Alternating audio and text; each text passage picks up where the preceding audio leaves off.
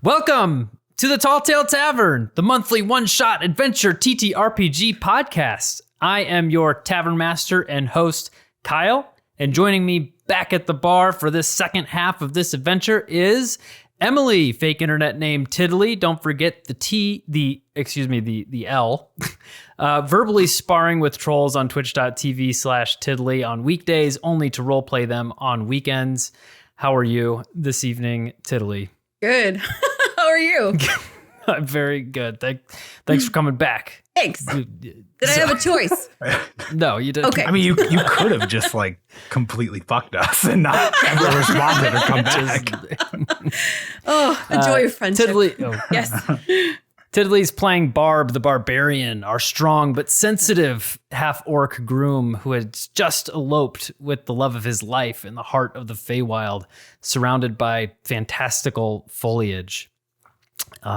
We also have Brooke tonight, an anime fan and cosplay enthusiast with a thing for magical girls. Welcome back, Brooke. Thank you. Good.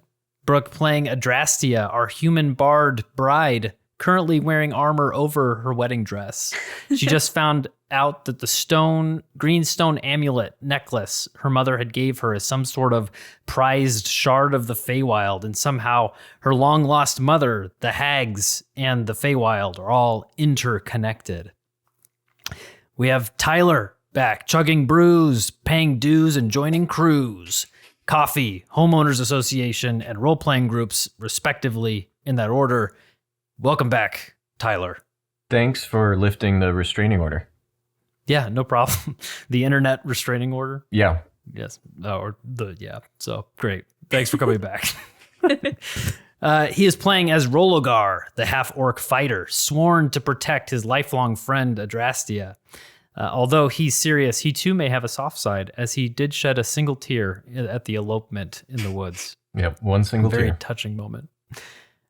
And we have, last but not least, the smartest man I have ever met. I actually paid him $100 to make a few mistakes tonight so that I wouldn't look so bad in comparison.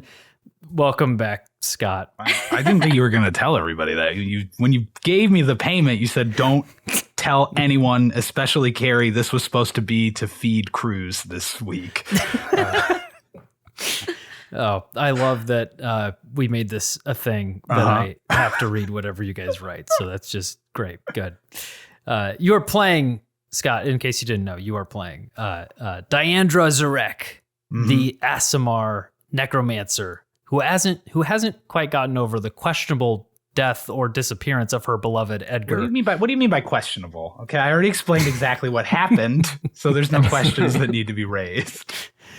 And Diandra has chosen to deal with that grief as anyone would by animating a dead body and using a hat of disguise to make it look like dead Edgar, affectionately calling him Deadgar. And she is the lifelong best friend of Barb, the Barbarian, as well. I shed a lot more than a single tear at the wedding. I gotta say. Yes, you performed the ceremony. You're the real homie. Yeah. This is a level 6 one-shot adventure where the players were instructed that the theme would be love and the characters would find themselves in an unfamiliar wilderness. And the only requirement was that 2 of them would be in love for character creation. And so we have found ourselves in the Fey Wild. And part 2 of our story begins tonight. As you may recall, our adventure opened with Adrastia and Barb at the altar in front of their families when they were rudely interrupted by the talkative Doug Calloway, a warlock who wanted the stone and for the wedding to stop. Doug failed, but the voices of the Seeping Sisters resonated through the church of Suni, and a massive portal opened underneath, consuming the entirety of both families, Doug and our heroes. Our heroes awoke in the Fey Wild and were greeted by Christopher, a peculiar satyr, who traded the wounded and bound Doug for a copper piece. Following a grotesque compass that Doug had, the 4 of them, with Edgar dragging a bound and gagged Doug Calloway behind him, traversed through the Fey Wild towards the Hags. A siren matriarch charmed them with her song and who showed them their true desires but failed to defeat them. Our story resumes in an altar in the woods where our two lovers proclaimed their love for one another and became married under the magic of the Fey, activating a power in the stone which gave them all the benefits of a long rest and raised their AC by 1. What is the connection between Adrastia's mother, the stone, and the Seeping Sisters? Who is the better protector of Adrastia, Barb or Rollogar? To what degree is Diandra psychologically stable? Let's all find out together in the Talltale Tavern as Father Gumblehip continues the story of wild love. Roll the intro!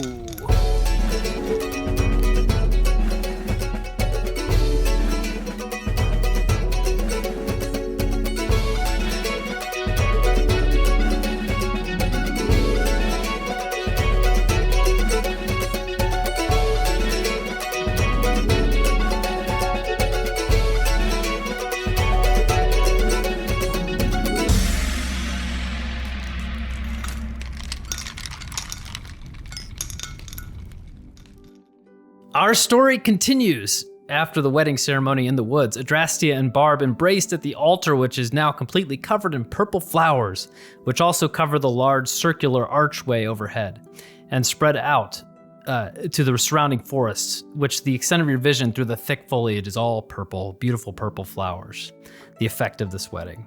You feel, Adrastia, you feel the stone thrum with energy and now gives off a very faint green glow, a glow that also ever so softly surrounds the four of you, granting the 1 AC of protection.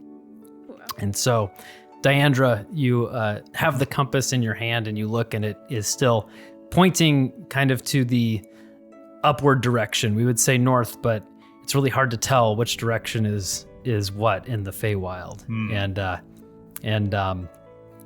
so you guys will decide, I think, to continue on the way. Mm-hmm.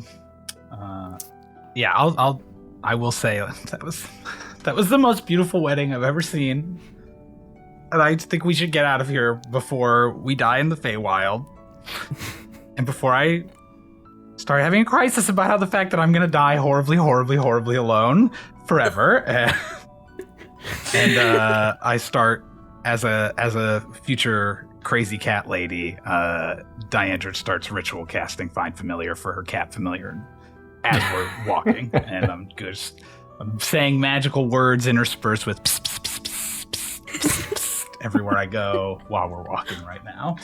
Is it a specific looking for like cat? Yeah. Like, it's a cat familiar that I am summoned. Does it look specifically, is it a certain color of cat? I assume it's probably kind of like a slightly overfed black cat. To go for the witch vibe, it's got to be black, but the fact that it's all I have in life, it needs to be a little plump. I don't make it diet. Just out of curiosity's sake, did Diandra ever have a cat growing up that died and now she calls this one the same name? I don't understand what you're implying with a question like that. Diandra's not a crazy person, so no, of course, she would never do that. Okay. Wouldn't use the same name for two different cats. Edgar is the same person, so it makes sense that we still call him Edgar/Dedgar. Is he, I think though? Are you sure? I mean, his face is horribly burnt up, but you can hear his gorgeous singing voice in his grunts. Dedgar, sing a tune. I would love to hear a tune. You hear that? Do you hear the timbre in there? You could tell without all that smoke damage, that would be the most beautiful baritone. She's right. It's actually not too bad.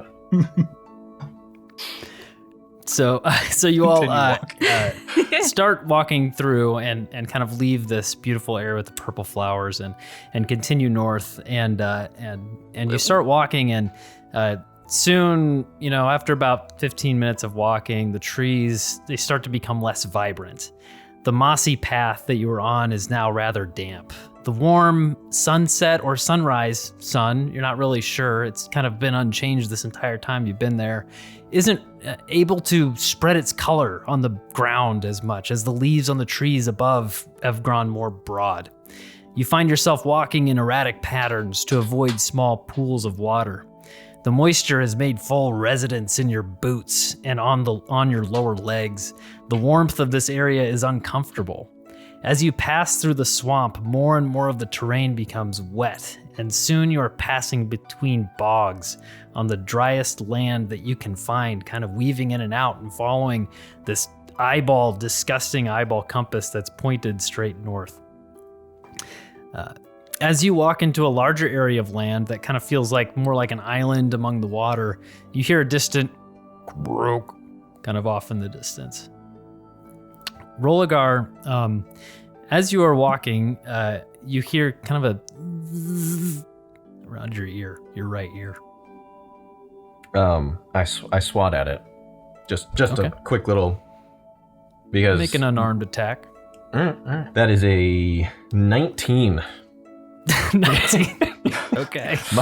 Hey man, I got unarmed attacks out the wazoo. So you swipe your hand and you hit like a fly, and you hear, "Ow! What the hell, man?" Oh, what was that? Who said that? What was that? What was that? What do you hit me for? Who is speaking right now? You are. State your business, or be prepared to die. And you guys, everybody else is looking and kind of seeing Rollogar like talking to. He's talking, but you can hear the other voice. It's pretty loud. So you guys can tell, and you guys can see this like fly kind of like hovering in front of him. What?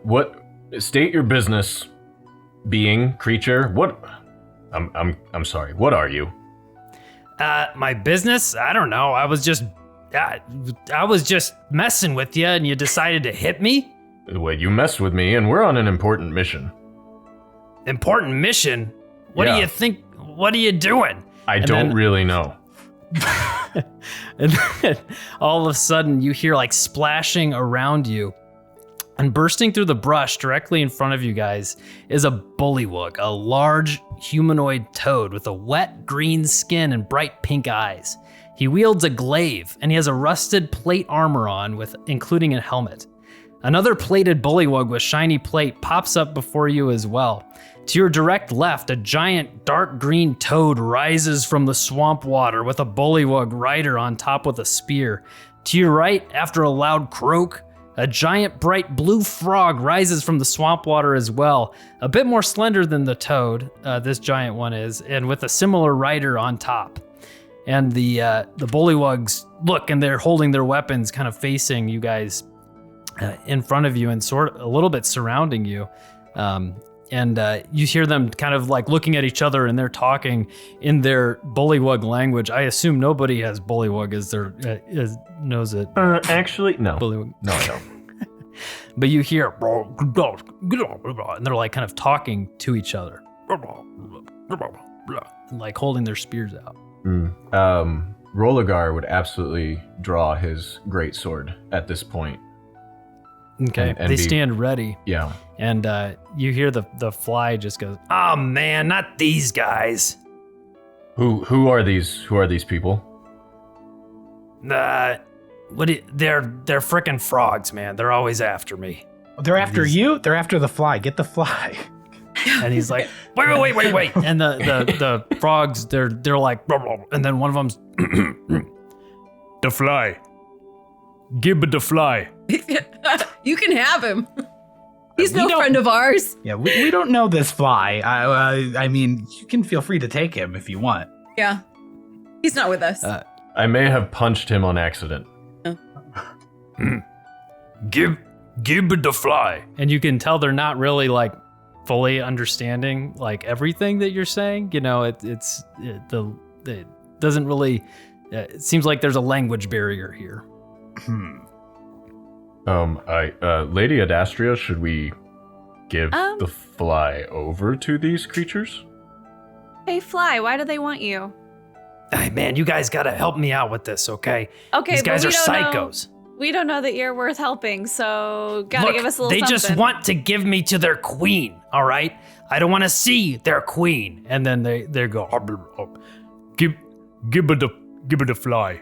Bring him to the queen. Bring him to the queen. And like, I don't want to see the queen, because the queen is gonna eat me. And he's like just buzzing around in the middle of you guys. What do you have to offer for our assistance in return? Me? Yes. I can help you. How? I can help you. Sure. We seek the Seeping Sisters. What? Why are you going to the Seeping Sisters? Okay, maybe I do want to see the queen. And he's like, he's like, no, definitely not. Okay, look, frogs, we'll just be on our way, right, guys? And he's just buzzing in between you guys. Let's keep going, right? What can you provide for us if we do help you? I mean, you said you'll help us, but then you also seem like you wouldn't come to the Seeping Sisters. So how can can we trust you? How do I know you're not like every other man and you're lying to me? You're making promises you won't keep. Maybe I'll help you. I don't know. Not go to the Seeping Sisters. That seems like a great option. And the bullywugs are starting to move closer, and they're like kind of guarding your path, and they keep saying, "Gib the fly." You know, frogs' legs are absolutely delicious in our realm, so you should back off. And I'm gonna like basically pull my sword, my axe also, and just put it in between like me and the bullywugs. Why don't you fly? Just fly away, and then they can chase you and we can continue what we were doing and we don't have to be part of whatever this is. That is a great plan. A great plan. Yeah, sure. I'll just fly, next to that giant frog? I'm sure they won't get me. How fast can you fly? What's your flying speed? What's my flying speed? What is this, some kind of game? No. I mean, if you want us on your side, you got to give us something more than you'll help us and not go to the Seeping Sisters. What do you want us to do?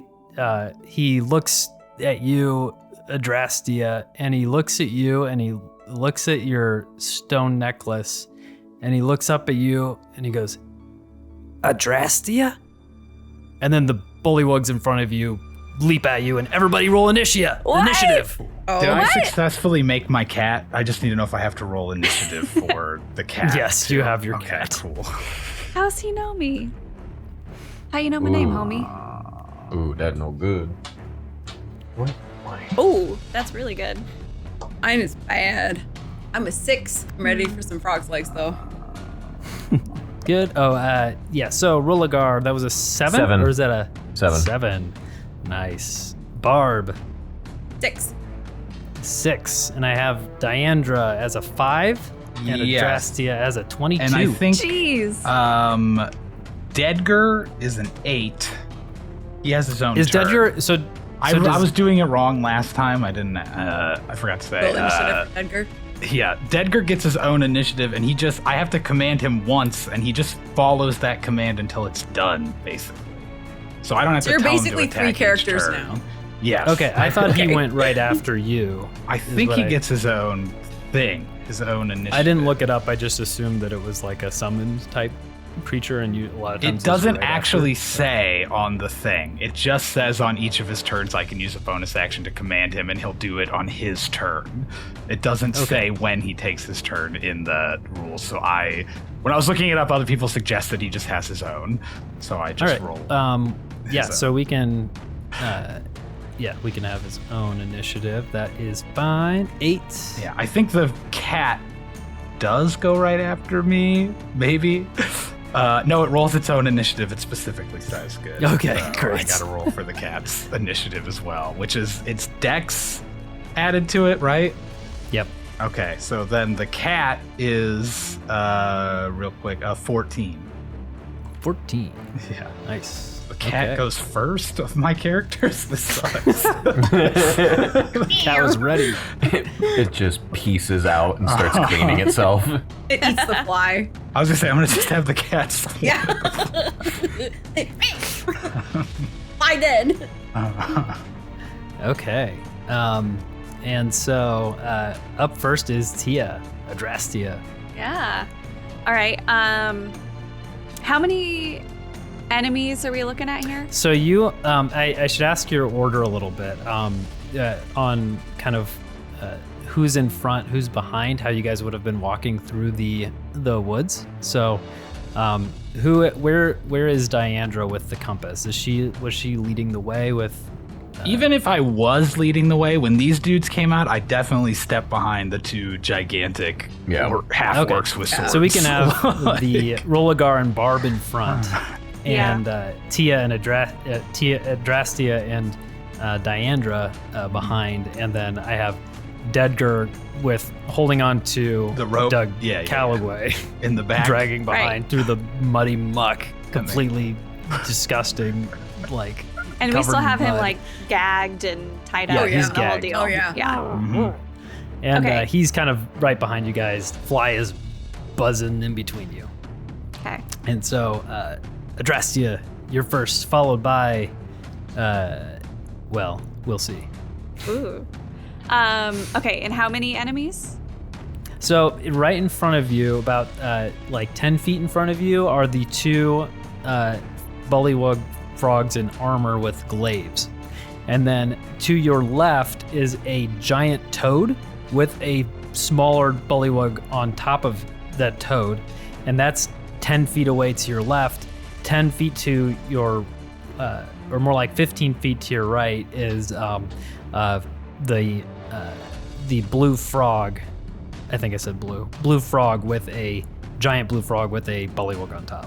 So there are so they're kind of in groups of 2-ish, if you think of it that way. So those guys with like the big one with someone on top, those count as 2 enemies? Yeah. Okay. Okay. I would like to hit, I'm gonna cast Bane. So it's a 30-foot range. And it says up to 3 creatures of my choice. So I think I'm going to choose to my left the 2 that are stacked on top of each other. Okay. And then 1 in front of me to cast Bane on. So they have to make charisma saving throws to avoid Bane. Okay. Charisma saving throw. The giant toad got an 11. Okay. That fails, where do I find, I think, on D&D right? Beyond, where do I find my spell save thing? It should, if you click on spells, it'll have your modifier, your spell attack, and your save DC. Oh, it's right at the there. top. Yeah, so they have to beat a 15. My spell is save DC. So the 2 on the left fail, and the one on the one in armor up top. Oh, rolled a nat 20, so he saves. So it's the 2 on the left that are baned. So for the 2 on the left, they have to subtract a d4 to any attacks or saving throws. Can I back away safely, or are there like people behind me? Like they're more like to my sides and in front of me, right? Yeah, they're more to your sides than in front, so you I'm can just gonna definitely back get up some space behind. like 15 feet. Okay. Cool. Good. Doug, you see him like writhe in his wrapped up self in his ropes and gag on his gag, I guess. Yeah. That's his turn. That's all he's gonna do unless anybody does anything for him. The giant frog to the right looks and hops forward towards Barb and makes a bite attack for a nat 1, a 4 to hit. I don't think that's gonna hit. And misses. That's its attack. Cat is up. The cat. We should name the cat. I'm gonna name him Prince Charming. Prince Charming. That's the name of the cat, yeah. So I can communicate with him, I guess, telepathically. It doesn't take an action to command the cat, I don't think. I can just tell it to do something, I think, right?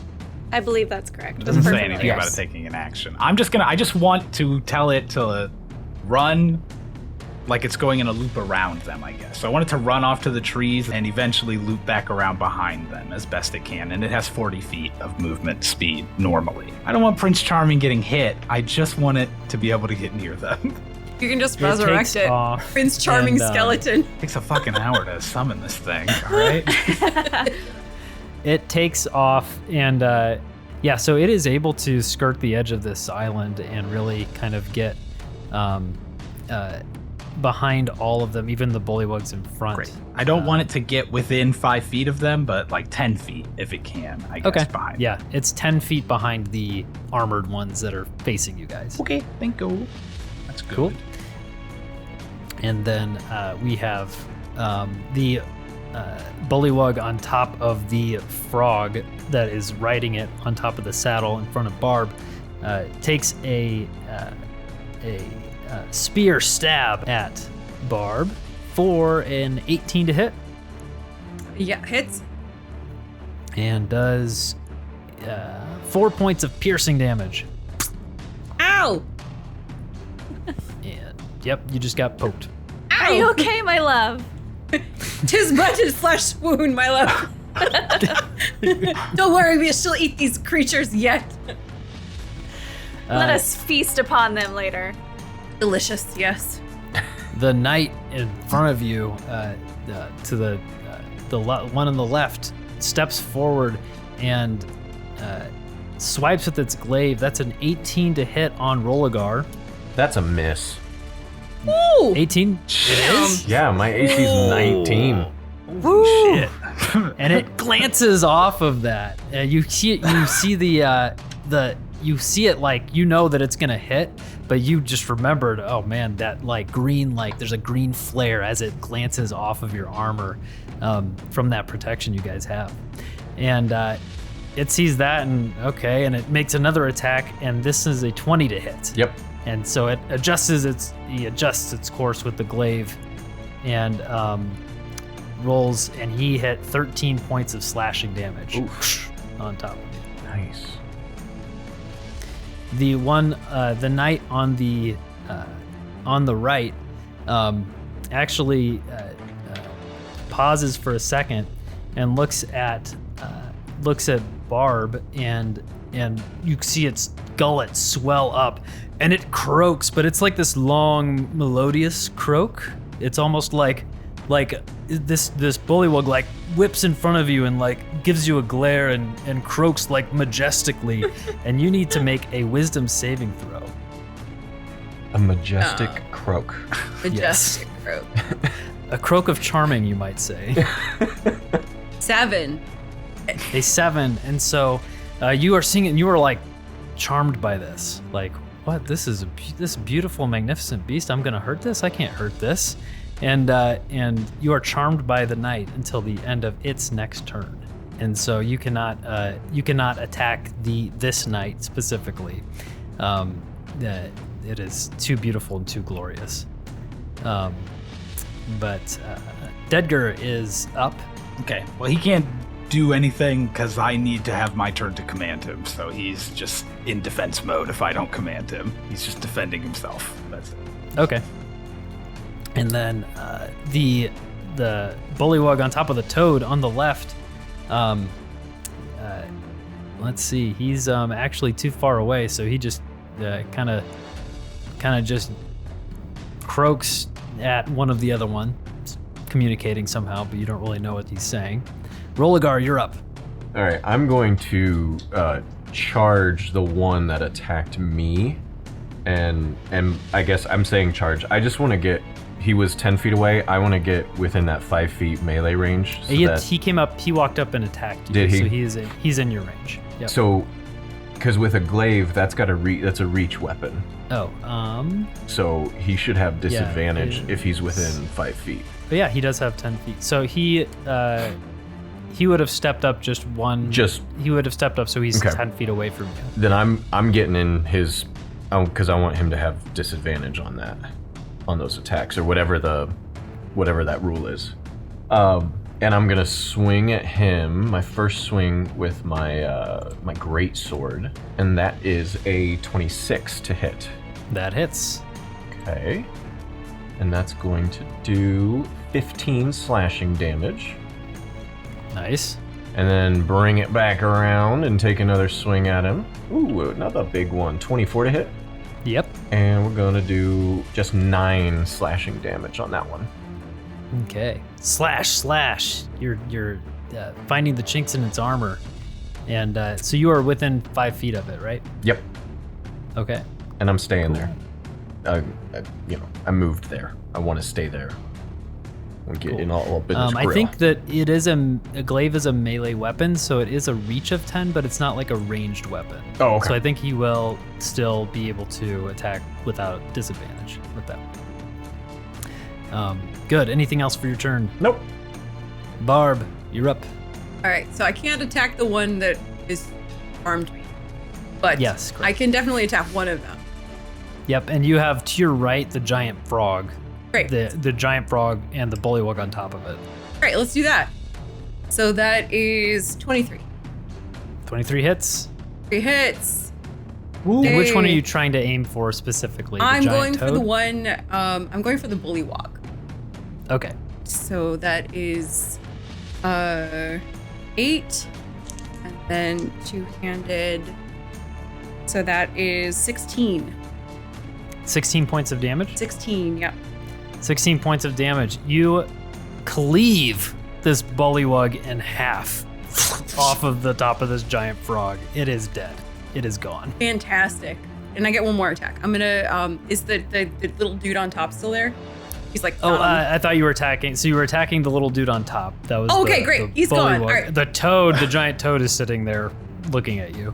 Okay. Are there any more bullywugs that I can attack? There is the one that is, there is another one, the Okay, armored one, but the giant toad is right next to you. The other one's like 10 feet away, and Rollogar's in front of it. I'm So you gonna. I'm gonna leave the toad. I want to go for the brains of the operation.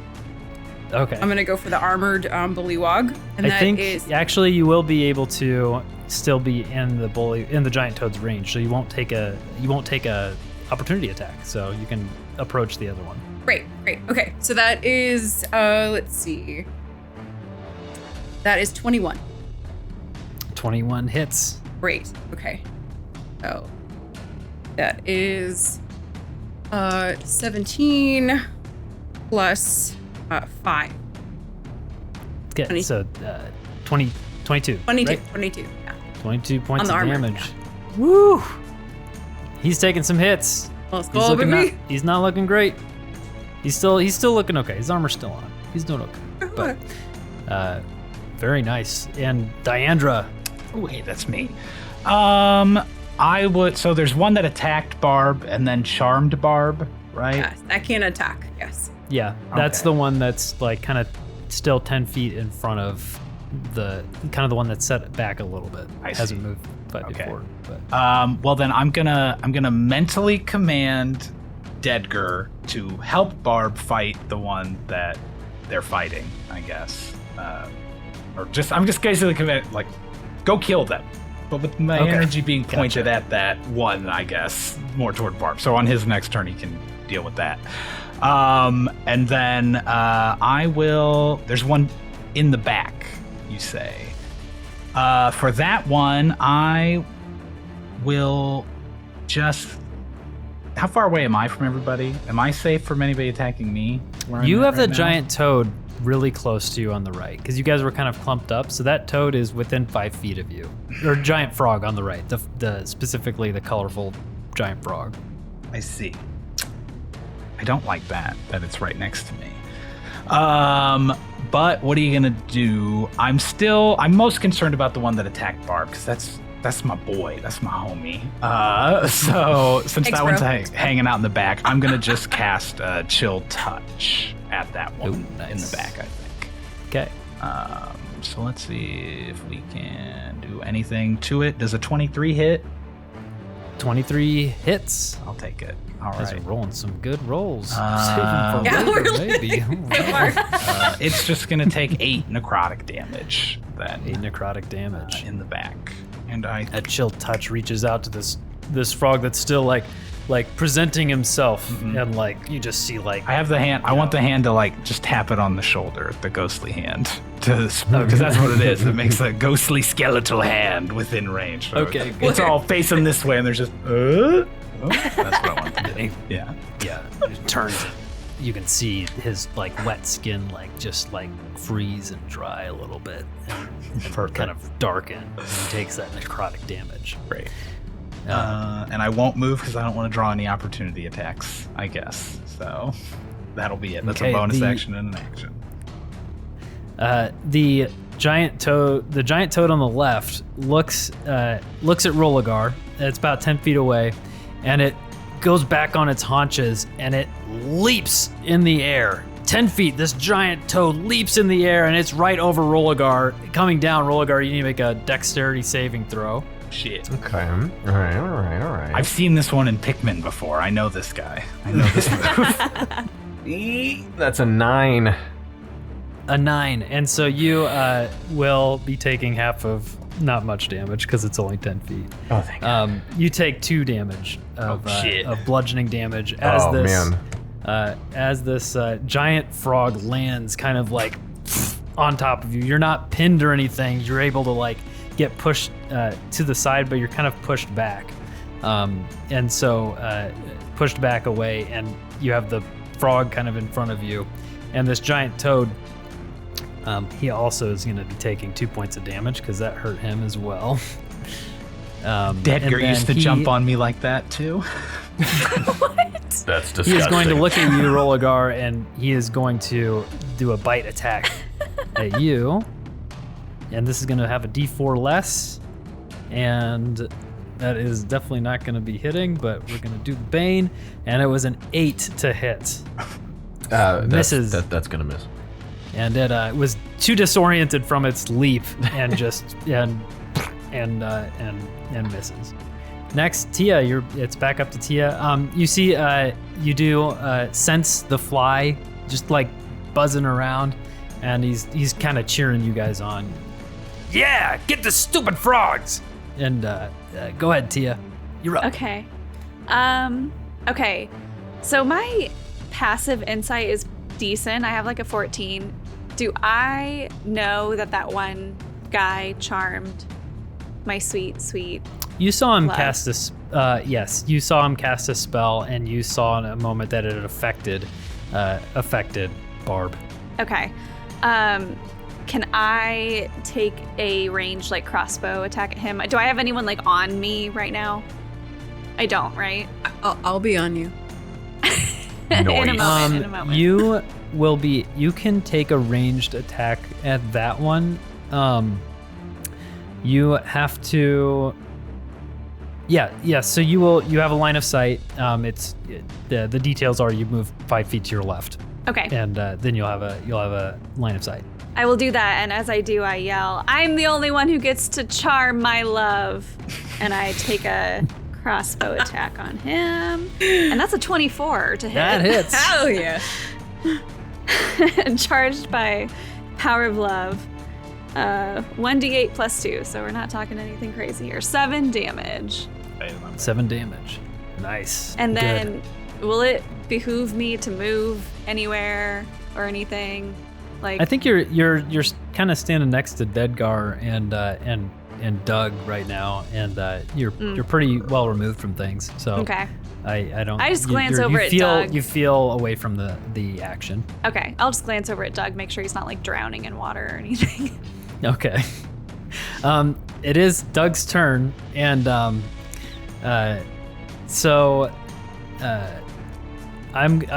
was gonna have everybody roll perception, but you specifically said you were gonna look at him. So Yeah. I will say everyone else is involved in the fight, and you see Doug, and Dedgar has let go of the rope, and because Dedgar's going to go attack, and Doug kind of like starts rolling, tries to roll away, and like kind of rolling away from the action, and he with his movement speed triple reduced, he moves 10 feet with his rolling, and he's kind of like just kind of rolls past you to the right. Okay. And you see that, nobody else does. And then on the right, the giant frog looks at Barb and tries to do a bite attack, and that is a 22 to hit. It's Okay. that's not one of the ones I baned, is it? Nope, it's not. Okay. And you take you take 3 points of piercing damage. Bite me again, you foul creature. Well, he bites you, but this is more than a bite because no. he hits. You are now swallowed. And so he bit you, but he has consumed you. And now you will be taking 9 points of poison damage. You are inside this giant blue frog and feeling the sizzle around you. 9 points of poison damage. All right. And you are, until the grapple ends, you are restrained. And you have total cover against attacks and effects outside the toad. And you are blinded and restrained. So you are just inside of this. You, on your turn, you will be able to try and get out. Okay, fine. As your turn. So it is Prince Charming's turn. Oh, perfect. How close is Prince Charming to the giant toad? Perfect. The giant frog? Yeah, sorry, giant frog. Yeah. Whatever the fuck it is. Without provoking an opportunity attack, 25 feet. Okay, so he can get behind it, but he can get within touch distance of it if he wants to. Okay. Yeah, I'd like for him to, as stealthily as he can, I guess, make his way over there to, do you want me to make like a stealth roll for a cat? If you're trying to hide, are you trying to? I don't hide want from anybody just that else. toad? I don't want the toad to notice it is behind it, I guess. And, Okay. like, Yeah. decide So to go ahead and attack roll it. a stealth roll All for that. 18. And then I'll have the 18 and the giant frog is going to do it's a perception 4. All right. Does not I think I notice. won. All right, good. Great. Okay. That's all I want him to do. Doesn't really have any attacks to speak of. I just want it next to it. Okay. And then the Bullywug on top of the giant frog that landed on top of Rollogar is going to stick its spear down at Rollogar. And that is a 17 to hit. Nope. Glances off. Ching. Does nothing. And the knight in front of you that has taken some hits, it's closest to, now Barb is swallowed. Yeah. And Rollogar, you are right in front. Yep. It's going to kind of see it's a little bit more intelligent. And so it's not going to attack Rollogar because you're a tough cookie. So he is going to move up to Diandra and get 10 feet away and thrust its glaive for 17 to hit. If it matches, that means it hits, right? Yes, correct. Okay. Well then yes, that does hit. Okay. It hits you with its glaive for 10 points of damage, slashing damage. Ow. And then it swings again The fuck? for a 14 to hit. Well, now I'm gonna activate my reaction of shield. Okay. When I got hit, so now it does not hit. My AC is now Wait, so 17. The last one was 17. It says when I get hit with an attack, I can use the reaction to cast shield, and it will block that attack and all other ones until my turn. If they don't meet my new AC, Okay. that other one was already going to hit it, so I didn't see the point in casting. Okay, so it shield. glanced off that second. Yes. The charmed, the knight that was charming, is going to go, but it's going to attack Rollogar because now it's kind of crowded up by Adrastia with the giant frog and the other one. So he is going to attack Rollogar, and he is going to use its glaive and going to be 10 feet away from Rollogar. That is a 10 to hit That's gonna miss. and a 25 to hit. That one will hit. And that was a nat 20 on that Oof. one. Oh, no. Uh-oh. Rollogar! Be careful!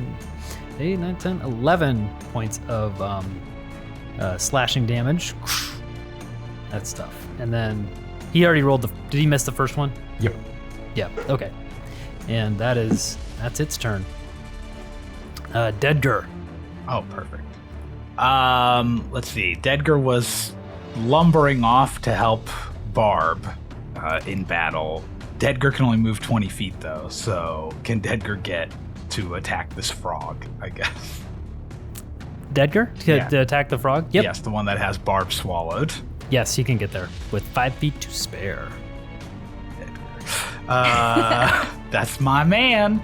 So Dedgar is going to make it a slam attack at the frog, I guess, that has swallowed up Barb. Let's see. Does a 7 hit? A 7 does not hit. I didn't think it would. Unfortunately. I'm gonna Shocking. That's okay. You're doing your best. That didn't look. That looked terrible. Okay, well, we'll see how many people you're hitting when you're dead. And I will bring you back if you do die, because I know you would want me to. All of you. Rollogar, you're up. Okay, I've got a toad in front of me that's jumped on me, and I've got the bullywug that I've hit in front of me. Is that correct? Yes. Okay. I'm gonna keep slashing at the bullywug in front of me, just the knighted bullywug. Okay, The you'll one have I've to already just hit. you'll be able to stay in the range of the toad. Just move 5 feet around it. You can attack. Will I have to move? Wasn't I up on him? Yes. Okay. Correct. Yep. Good. You're good. You're good. I'm trying to keep track on this little map in front of me. Oh, nice. Yeah. It'd be fun to show to compare our maps. Oh god. Yeah. We're swinging. We're swinging for the fences with this great sword. Does a 21 hit? Sure does. Awesome. And that will do 11. Okay. 11 damage. He's still Good. up. He's still up. He is still up, and he takes a good hit. I guess you did and say his he armor's had kind armor of starting on. to fall Yeah. off. All right. All right. Another swing at him. 21. 21 hits. Ooh, good damage. 15. 15. Yes. Any special way you would like to kill this Bullywug Knight? Chopping his head off. Just Sweet. baseball swing. Knock his head off. As you swing it, he his gullet kind of fills up like he's gonna croak, and then you swing and there's a as you swing and slice his head off, Gross. and his gullet pops. Disgusting. Good. The one next to it. Wait, no, never mind. I'm sorry. That's not correct. The next turn is Barb. So good. Okay. Oh, yeah. So yeah. I'm in the gullet Barb, of the frog. Yeah. You're in the gullet of the frog, and you can Okay. try to make a strength roll to get out. You could. You are. Let's see. You are. Let me just check. I think I said you were restrained, so you can attack from inside the frog. You will can do attack the- at disadvantage. The Drax Guardians 2. All right, so I can Yeah. I can roll strength saving to try to get out. Okay. Yes, you can. That is 26. And it will roll, and it will definitely not get a 26 because there's no possible way for that to happen. It rolled a 12. Good. I so said you, I was going to eat you, not the other way around. You foul beast. pry punch- its mouth Yeah. open, Yeah. and it Heck you. cannot keep you inside, and, Yeah. and you flop out. I heard they had the same problem on the honeymoon. That's my big, strong, smoky poo. As I see Pay him attention to fall the out. swallowing capacity of this creature, my love. Yeah. For later. Diandra, you just witnessed this, and it's your turn. Oh, great. It was right in front of you. Well, that's good. And I have a thing right in front of me, right? Yeah. I would like to first try to telekinetically shove the thing right in front of me away from me. Okay. So it has to make a strength saving throw, DC 15. An 11. Hey, look at that. So it gets pushed 5 feet away from me. Okay. Yeah. Which I guess It would slides back in its armor, looking forward at you. suppose it would draw an opportunity attack from me, or an unarmed strike, I guess, is all I can really do. Right? I suppose, yeah, if it's... It left my range, my area. Yeah, Yeah. sure. Great. I don't think I'm going to hit it. Also, don't even know if I got a 7 to hit, and I don't even Nope, know if did I not can hit. do damage with an unarmed strike. So. I imagine the Diandra just flipping her wrist. at Yeah, it, exactly. and, All right. Well, that didn't work. So then I'm going to cast now Summon Undead. Okay. So why not get a third thing that I have to control on the field right now? So I pull out a golden skull from my bag, and I just start spirits, and it glows, and then it disappears, and a ghostly spirit. I don't know. I have to choose its form. I'm choosing ghostly.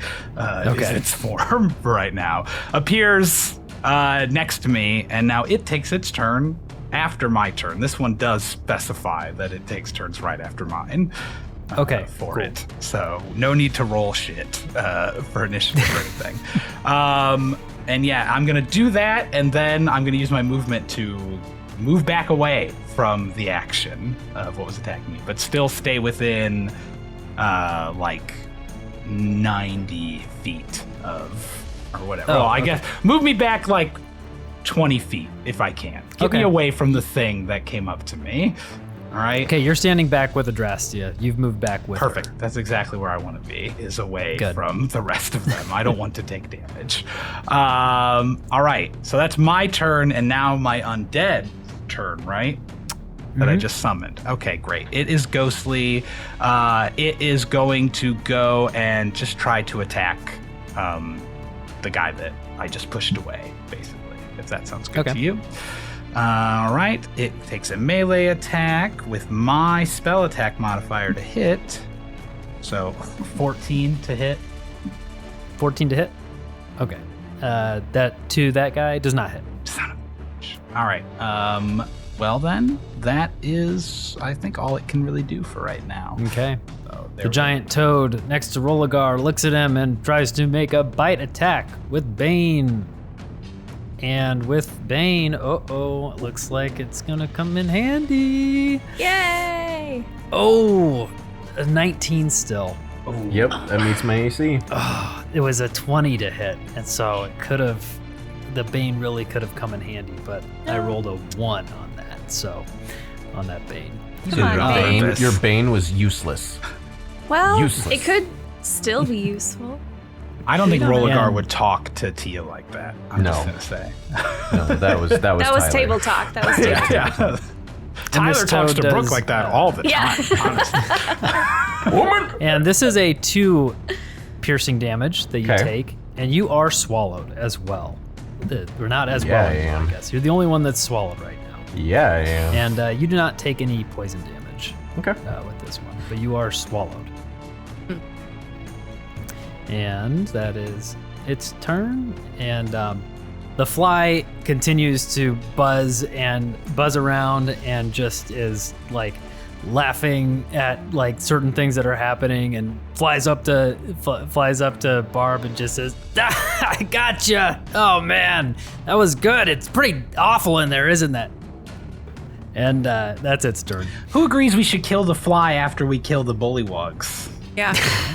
I second that motion. Adrastia, you're up. Okay. Will I get opportunity attacks if I move at all? Nope. What- you are away from the stuff. Okay, so what I want to do is I would like to move and like standing straddle Doug so he can't roll away anymore. Okay. And then I want to take a shot at the one that has Rollogar in it. Okay. Good. So I will roll. Oh no. Oh no, that's a 7. I always think the 7s are 1s on D&D Beyond. Okay, that's a 12. A 12 hits. Oh, great. Okay. It's a big frog. Big frog. That's a 5 damage to the 5 frog. damage. Crossbow hits, sticks in. I yell, sticks in let frog. my friend go. And you You feel dug beneath you. Go ahead and roll strength. Oh God. Okay. Good. I'm gonna just roll a check or a strength for saving him. throw. This is really turning into wild love right now. No. No, you can do strength saving throw because he's Saving gonna throw? roll strength with triple disadvantage here. I have a +0, so we'll see what you roll. I rolled a 4. Oh my gosh. Triple disadvantage. Well, he versus rolled. a 4. He rolled a nat 1, followed by a nat 1, What? followed by a 16. So he rolled a 0. He's not very strong, and so he wiggles underneath your feet, and you're able to keep him just pinned underneath you. Just say, Unsurprising. shut up and stay where you are, you idiot. I'll take care of you. Shut up. The giant frog on the right, the big blue frog, looks down at Barb, who just escaped, and kind of like doesn't really feel very. It doesn't seem very appealed at that notion of swallowing you again. So it turns to Dedgar, and it turns to Dedgar and makes a bite attack on Dedgar. What? How dare And that is a you. 14 to hit. Who the fuck wants to eat Dedgar? That's gonna hit. A gross frog. I guess. Ew. And that is 4 points of piercing damage. But he is consumed by the toad, and he will also be taking damage. That is poison. Wait. He does not. Oh, he's immune to poison damage, so he's not taking poison damage. Immune, He nice. is. Okay, Yes, he yeah. would take 6 points of poison damage, but Unfortunately, he does not. But he is consumed. That frog swallowed Dedgar up. Okay. Prince Charming. Oh, good. Prince Charming's there, and Prince Charming's right next to Dedgar, right? And that Yeah, they were frog close. that's being Yeah. eaten. Okay. Then Prince Charming's gonna just chill where Prince Charming's at. That's fine. What's Prince Charming just doing? Just being a cat? Yeah, just hanging out right next to. All right, great. Yeah. Good. The Bullywug on top of the giant toad that has Rollogar swallowed has let's see, does he even have anything that he can do? He looks at Adrastia and throws his spear at Adrastia. All right. And that's a 6 to hit. No. Goes wide. So now that Bullywug on top is without his spear. His frogs are not very Sweet. smart. Awesome. The one in knight, the knight in shining armor that's still available is going to, still alive, is going to swing at Barb with its glaive. 7 to hit, Try again. Nope. 20 to hit. That'll hit. All right. Well, you asked him to do it. I mean, Yep. What happens? 7 slashing damage. Okay. Takes 7 slashing damage. And Dedgar is inside of the toad. All right. So he Of needs the to of make- the frog, the big blue frog. Interesting.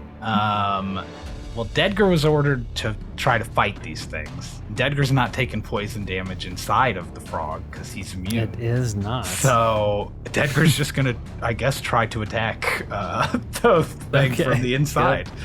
Oh, he's not gonna hit because I don't think a 6 is gonna hit. No, unfortunately not. So he's like trying to something inside and not catching any not getting anywhere.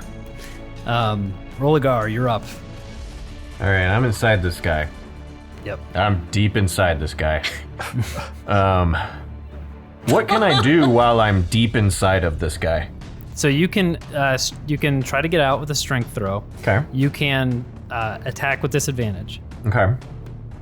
and that's And that's basically it. your option. That's kind of I it. can't just chill. All right. No, you could chill. Yeah. You could, Let's let have me an object interaction, maybe do some whittling or something. just while you're pull. there. Do frogs have uvulas? Can I just pull on his uvula? I don't think frogs have uvulas, do they? What's a uvula? The little That's the dangly thing thing that in your dangles. mouth. Oh, I just want to box it like a speed bag. I'm trying to Google search if frogs have uvulas, but I can't find anything. I mean, It's this a medical this- mystery. They have tongues. Well, here Don't is think Reddit, they have Reddit.com uvulas. a good resource. Do Yeah. frogs have uvulas? A uvula, the dangly thing in the back of your throat. I bet they were thinking, oh no, this is inappropriate. Oh no. Oh yeah, we wouldn't want I that. bet they were thinking vulva, lol. What Yeah. in the world? Okay. Do you really just want to read random shit off the internet? That's what this podcast is going to be. and that's the show. Let me just go ahead and Google if frogs have vulvas real quick. All right, I'm gonna let me strength check this bitch and get You're out of not here. gonna pull the uvula? Okay. Apparently they don't have them. If they had them, I would. Okay, go If it ahead had and a strength vulva, check. how about that? Is it just a straight strength roll? DM. All right. Plus It'll- my modifier. Yeah. Okay. Ooh, that's a dirty 20. Oh man, you are fighting your way out, and that frog is like, because it rolled a 19, but you're able to pry open that and plop on out. And these frogs cannot contain you guys. You Get guys a are too uvula, strong. sucker. Plop. Do you when you Swallow another orc, bitch. I would turn toward the frog and I would say, "What's the matter? Got a me in your throat?" When I got out. Oh, clever. Clever. All right. Good. Diandra needs to be eaten now. And you are out. That's your. And that's your my turn. Diandra Yep. does need to be eaten. Let me tell you. Barb. You're up. All right, I'm gonna attack the one that doesn't have me charmed because I'm still charmed. Yeah. There's only one left. I think that doesn't. I You don't are have- charmed. Sorry, till the end of its turn, I think. Oh, okay. So you are not charmed Oh. anymore. Okay, I still want to fight the one that's in armor. Okay. Yeah, Yeah, that's the one yeah. that charmed you. Okay, heck you. All right. Let's see. That is a 17. 17 hits. Okay. Oh, 17 does not hit. I'm Oh sorry. no! What? You lied to me. I lied. You lied. All right, I'm gonna try again. One more chance. And that is a 28, natural 20. Oh, Nat damn. 20, yes, it Nat does. 20. That should Double hit. that die. All right, and that is a 14 plus 9.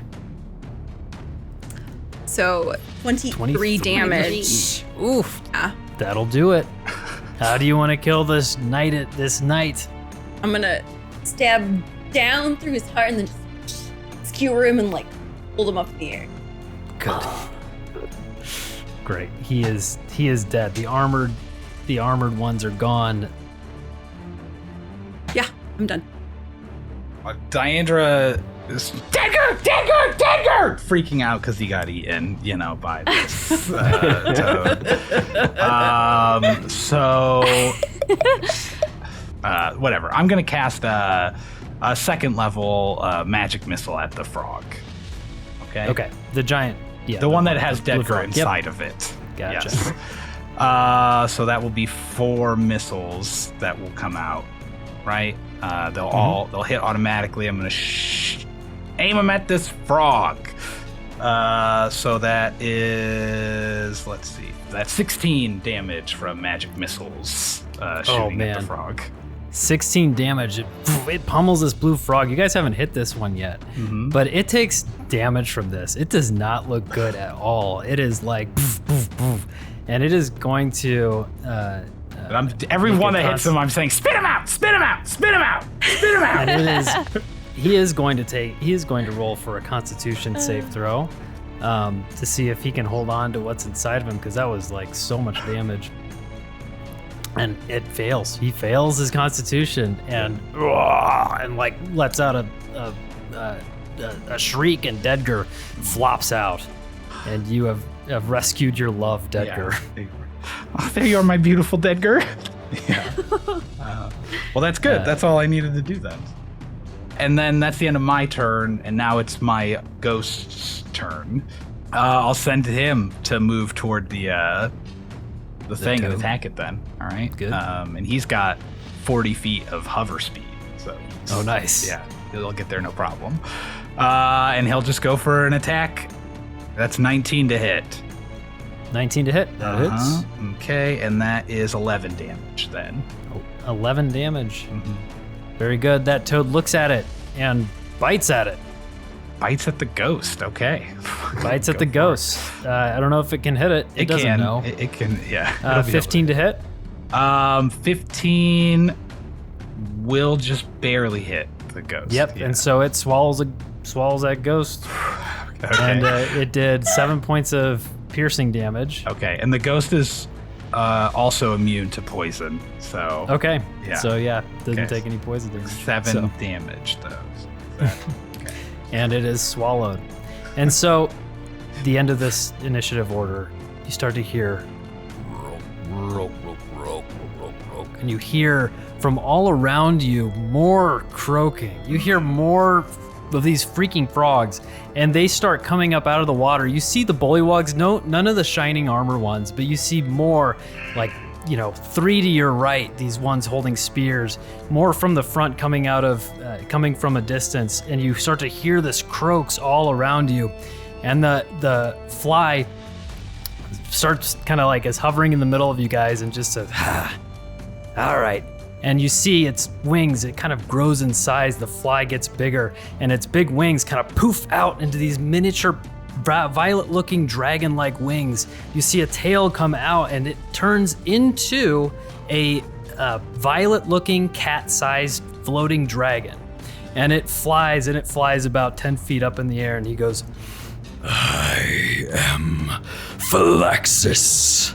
And as he says this, the surrounding swamp catches fire. Wow. You see the trees around light ablaze, the water itself light, and it's not lighting any of the frogs on fire, but all around you the swamp like catches flame. And he says, run back to your queen, lest I become your king, for I am the lord of the dragons. And you see the frogs like stand and croak, and this giant toad look and just like flops out the spirit that was in its mouth and hops away, and all of the frogs just start like leaping out of the swamp and leave as this little cat-sized purple dragon is flapping its wings, and then they all leave the area, and the entire swamp is ablaze around you. And he floats down and flutters down and goes, oh man, that works every time. Oh man, that's good. And he kind of sits down. Man, you guys are pretty great. And he sits down and whips out takes out a pipe from who knows where, and like blows a little flame into the pipe and just starts kind of like smoking. Wow, good job, guys. Great job. No, what? No, what? Why didn't you do that from the beginning? Well, I didn't know if I needed to. I mean, it's kind of not really an easy thing for me to do all the time, What about light the whole swamp on fire? Pretty cool, isn't it? Yeah, but you could have done that halfway through the battle instead of laughing, and you could have done that so much earlier. Sometimes I like to let you guys have your turns, and then I get to use get to use mine, I grab him. I grapple him if I can. Okay, you can try. I will can try. Do a strength grab. That's a 19. Yeah, you grab him. Very nice. I grab him. He rolls. He did not beat that, and so you have him grabbed, and he looks at you and come on. Oh, he's like, oh yeah, and he's like, sorry, I really should have recognized you right away. Adrastia, you're the spitting image of your mother. Who are you? How do you know my mother? How do you know me? Tell me everything you know right now. Okay, all right. Can you maybe let go of me or No, something? not until you tell me. Okay, all right. And he kind of kind of shifts in your hand, and he's like, well, I did. I knew your mother. I knew her. Is she from Yeah. here? No, your mother. She was from Faerun. She was. Your mother was incredible. I don't. Here, basically, I could start from the beginning here, but your mother. I met her when she was exploring this realm with King Dantaris, and King Dantaris was she was serving him, but she was also a servant. She was kind of like a knight. She served a god of like love and protection, something like that. But she served him as well, and he was a good guy. I mean, he was nice and charming and kind of an explorer type, really wanted to go where nobody else had gone before and discover new realms and ideas, a bit of a charlatan. And, they were exploring the area, and that's how I got to know your mom. Was I alive when you knew her? Look, what are you doing here? Because you're not really supposed to be here. Okay, you know what? I don't really need to hear that right now. This is my wedding day, and I got sucked here by this asshole, and I point to Doug. That guy? And he's like, trying to roll away. Oh, yeah, Dedgar, Yes. Dedgar, can you grab him? Grab him real quick, sweetie. Thank you. And the whatever sisters, what are they called? The Seeping Sisters. Yeah. Are you guys, wait, hold on. You've got the stone. You're not heading to the Seeping Sisters, are you? Well, we don't know how to get out of here. I just want to get home. Yeah. I We're can just trying get to you go back to out. our realm. Yeah. You can get us out of here? Yeah. The stone can get, the stone, I can activate it. We can go home. I just want to go I can't, let's home. do we that. can't go home, but is there anything, I mean, like, I mean, You know, I don't know that if they'll would come keep you after here? me if I go home, but like, we got sucked here on accident. We have no reason to be here. We just want to get home. I'd like all of you to roll history. Mm-hmm. I'd love to. That's gonna go very poorly. Great. I got an 18. Okay. So Adrastia, you remember the event of you guys going into the portal, and you remember that the portal that opened beneath the church consumed the entire congregation, including your families. Okay. Is that Diandra who Sorry, remembers that? Diandra. Yeah. Yeah, okay. Diandra. And so Diandra, you remember that Mhm. as he's, talking about like leaving, you're not really sure where your where the families are at, where the entirety of your extended families are. I would do raise. It's like, not that I'm overly fond of, some of the meatheads in the barbarian clan that I grew up with. No offense to you, Barb. I don't mean you. But I do think, Tia, we should maybe wait to leave because they did get taken too. We have to find them. Oh, I didn't even think about that. They're It's here okay. It's somewhere your too. wedding day. You don't have to think about other people. That's what I'm here for. Yeah, I mean, like, yeah, my parents are here somewhere. Like my aunt and uncle, but they're my they raised me, so. And he says, I guess I do owe your mom. So here's what happened. That stone around your neck, it belonged to King Dantaris, and once he figured out how to use it to get into the Fey Wild, he was kind of obsessed with it, and explored all around here and went too deep in the swamp, and the hags took a liking to him, and they ate him up. Pun intended, I suppose. Your mom, though, they didn't kill your mom for some reason. They just kept her prisoner. And eventually I was able to help her escape. I used the term help very loosely here because she really did everything. I just provided a few distractions. She was able to nab the stone back from the hags and escape the Fey Wild, and they were not happy about that, let me tell you.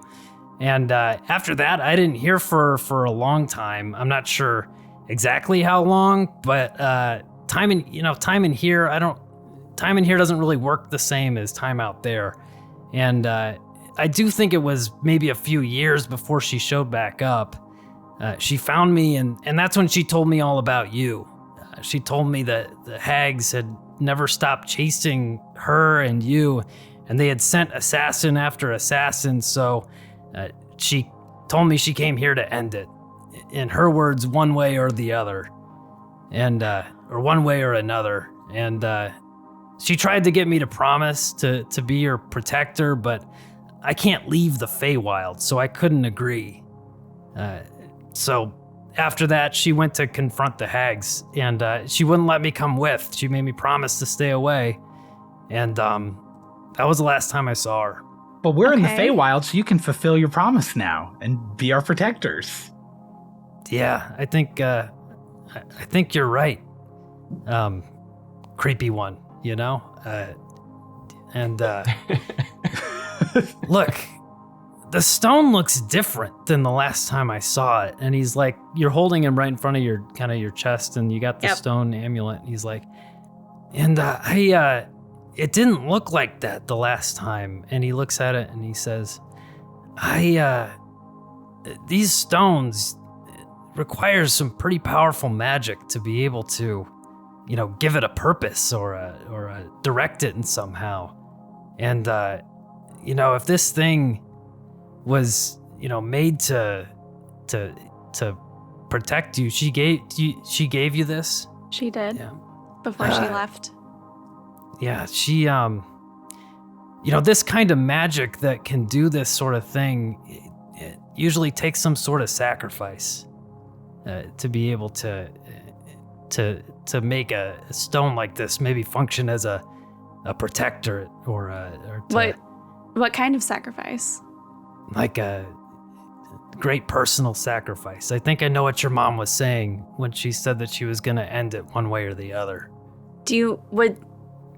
Would leaving me be a sufficient enough sacrifice? Never coming back to see me?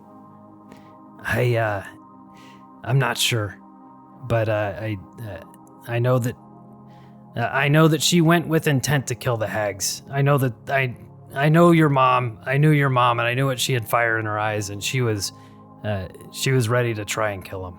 And that's the last I saw her. She wouldn't have backed down. I know my mom. What are the chances you think that she's still alive?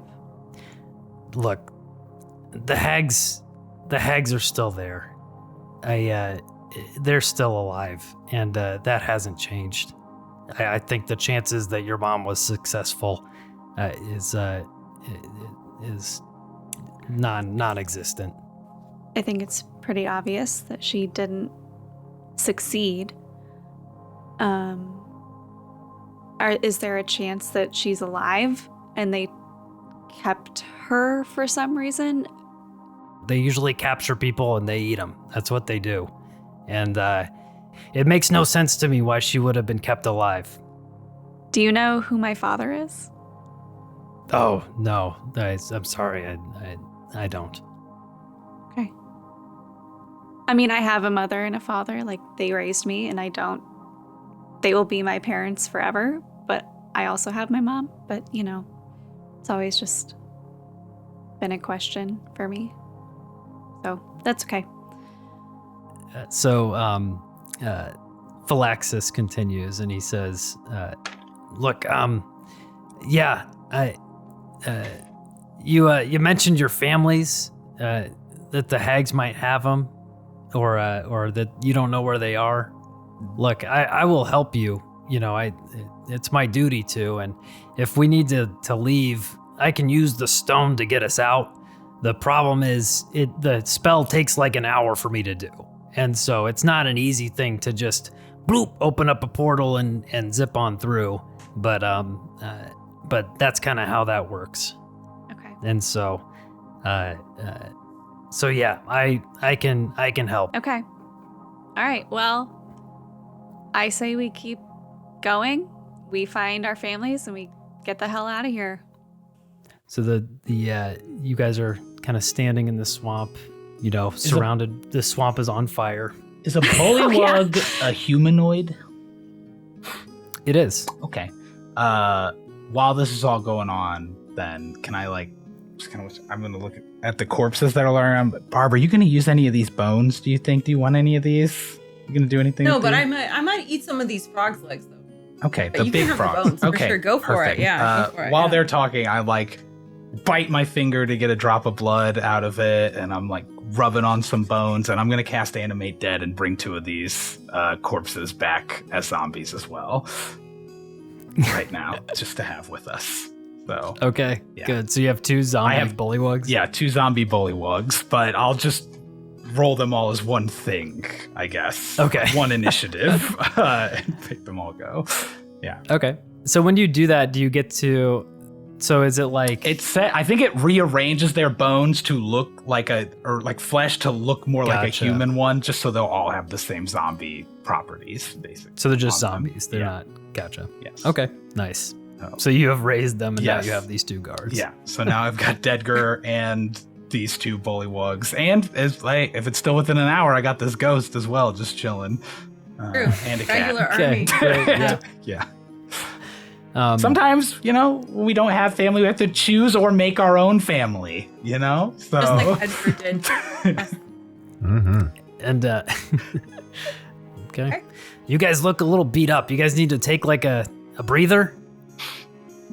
I can also, I can help some people. Who's feeling? Does anyone feel bad? They feel like they want me to help them out, or Rollogar is resting doing his okay? best to look like he's fine, but he is pretty I know, hurt. I know Rollogar. And I just look at his face and I'm like, yeah, here we go. And I just give him a little cure wounds. I think I can just heal myself if we're not looking at taking a short rest. I can heal myself up. I did roll a 1, Rollogar, so you get 5 points of healing. Oh, wow. Thank you. Thank you, Lady Adrastia. I'm sorry, I'm really distracted. God, I'm so sorry. Do you need more? Can yeah. I can do? Oh, yeah. Yeah. Okay. Should we take a short rest, maybe? How much could- are we talking? I mean- Us. If, I mean, we mean- have our purple friend that can stand guard for us. yeah. I got frog friends. I got Dedgar here. My ghost will go away if we take a short rest, but we can get another one of those. Yeah, you got enough people other than the ghost. It's fine. Yeah. be Why don't fine. we rest? And if you still need some healing after the rest, Rollogar, I will give you some more healing. Yeah, no, we'll just do a short rest. That's fine. Okay. That's If you need yeah, more, we don't have to. let me know. We can rest here. Those frogs, they will not come around here when it's all fire. with all the fire. So we're good for a while. Fair enough. So while we're resting, I go over to Die, and I just go, okay, I just want to check in. I just want to check in on something. Mm-hmm. You said Dedgar used to jump on you like that? What the hell kind of freaky shit were you guys into? I mean, listen, Dedgar used to be a lot more spry back when he was alive. Before everything Okay, fell all apart right. and he died in my life. Oh no. Sorry, I'm just really Aw. emotional. Your beautiful love is here and your mother willing to make this sacrifice. Nobody would die for me. And that's why I have to bring them all back. I'm Die. the one here. Die. Look at my eyes right now. They're beautiful. You. I see Thank why you. Barb That's sees not- in you. That's not what. I thank you. I wasn't fishing for that. You have gorgeous eyes as well. Thank you. And They're I know. fucking white it out. Casting evil spells. They give you such a wonderful aura, and I know that there are multiple people here that would die for you. I know it. Really So that is a appreciate false statement. I won't let them die though, because I will. Nobody stays dead on my watch. Well, that's the beauty of it, isn't it? Yes, it is. Yeah, and now I'm gonna start petting my celestial cat and kind of crying to myself over in the corner.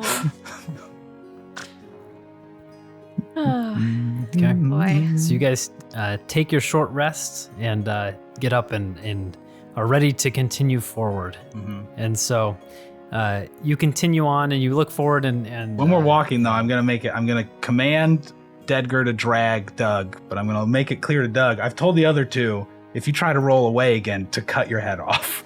So there we go. I'm sorry, I've mage hand to take his gag off or whatever. Okay. What was that, Doug? He goes, "Scoop-a-dub-dub-dub," and you need to make a wisdom saving throw. Oh, good. Seriously, Well, Doug. wisdom saving throw. Don't worry, guys. I got this. How's a 12? You needed to make a 14 wisdom saving throw, and you hear that bewildering word, and you take 14 points of psychic damage. Ow. Gag him again. Gag him again. Okay. Seriously, dude? Are you serious right now? For that, I mean, you piece of shit. We're never gonna let you out of here if you do that, you stupid He's like idiot. trying to squirm. He wants to leave. I cast Chill Touch on him. Okay. This dude. Yeah. I just have it like slap him in the face, this ghostly hand, for doing that to me. Does a 17 hit? It sure does. All right, good. Piece of shit. Gonna fucking do that to me. Well, good. He only took 8 damage. 8 necrotic damage from it. So he takes 8 necrotic damage, and he's already pretty damaged, and he is looking real sickly now. Okay. You guys did heal him up a little bit before, We did. I think, used someone. So yeah. that's I look at great. him. It's almost like that healing that you did. You reduced him back to where before that healing had been taken away. Perfect. That's fine. He brought this on himself. Yeah. I look at Yes, him he sure did. and I say, if we take this gag out and you do that again, I will no longer heal you ever, and you are done. Do you understand me? And he, you can make it make an intimidation roll. Okay, this is gonna be real good. Oh, actually, I have good intimidation. Damn. I can help Oh. you too. Can you please help me because I rolled shit? I'm like gonna stand behind her and like be cleaning blood off of my just this toad blood off of my greatsword, and just be nodding as she's talking. That's much better. That's an 18. Yep, he stares at you and nods up and down and is silent. Finally silent. This guy. Yeah. Should have killed him while we had the chance. I I'm whisper. sorry that I talked you out of it, Barb. Honestly. I know. I rescind all objections to killing Doug. I just want that to be known. I whisper to the group and I'm like, should we question him now when he's like scared? Like, should we ask him some questions right now? Dude, is there anything you want to ask him? I would I don't say know. if we're going to interrogate him, only yes or no I questions. plug my ears this time. No, I mean he already cast an evil spell when we took the gag out. I say we keep him gagged and then throw him to the sisters. I kind of want to get some info out of him though, and I feel like what he's other scared info right do now. we need? I mean, we got all the info from our purple dragon front. I think we're good. That's fair. Yeah. All right, I just give him another look and then we keep walking. So we're not throwing him into the fiery swamp because that is still on the table. He might have used to us. All right. I look at him and I say, we're not throwing you into the fire right now, so you should be thankful. Okay? Do you nod to understand what I'm saying? Yep, he nods quickly. Okay, good. That's right. He's scared. Remember, if I kill you, I can bring you back and kill you again. So He like shivers a little bit. Good. Good. Glad we're under the same understanding. Let's keep going. all right. Well, now I'm down 7 points of health because I used my healing thing to get 7 back, but our short rest, I assume, is over. So I just go over to Die and I'm like, do you need a little healing? Do you need a little something? I'll be fine. 7 out of Okay. 50. All right. Okay. Wait, you have 7 health I have left? 7 gone. He did 14 damage, Okay. but I healing hands myself Gotcha. while you guys were talking. But, yeah. Okay. So you guys continue forward your troop with this fairy dragon is what Phylaxis is. Cat-sized violet dragon flipping in between you. He does, as you guys leave or in this area that's on fire, he goes forward and the path does leave. He's like, I can, you guys know how to get there? I can lead you there. Please. I mean, we're just following this compass. Yeah, we've got this thing that's right all. here. I show him the compass. That's how we've been. Oh gosh, he's gonna have to. He looks at it Yeah. too. He's gonna have to make a wisdom He save. sure is. He sure is. Gosh dang it, he takes a point of damage. He did. Gets Yeah, them put that every away. time. Oh, Yeah, sorry, I thank you. forgot. I already looked. I forgot. Sorry. Gosh, now. Okay, and actually, sorry, he had taken some damage earlier from your thing. That I'm getting swatted by Make sure I Tyler. register. Yeah, but when he got swatted by Rollogar. Yeah. So he's down a couple more points. Okay, so he leads you through a path that's straight forward, and it's like the swamp is on fire in this path, and he goes through the fire and says, "All right, this way." Okay. That's on fire though. So Oh, he like pokes his head through the fire. He's like, "Oh, it's not real. What? Yeah, come on, let's go." Oh, I'll continue forward. Amazing. So you walk forward and you stick your hand in the fire and realize it is all an illusion. And it is just this entire area is on fire. And you look I love that. and you can now pretty easily see that nothing's burning. It's just looks like it's all on fire everywhere around. Now I feel like I should have noticed that earlier. Good job. Good job, Philaxis. Yeah, it's a cool trick. is this a major illusion or Also- something? Nah, You know, it's more like a hallucinatory terrain, you might say. Oh. So you might yeah, say that. You might say someone might say I'll have to that. look that one up. Hey, Philaxis, what's your deal? What? What's your deal? Like, just in general? You're Lord of the Dragons? Oh, no, well, no, not.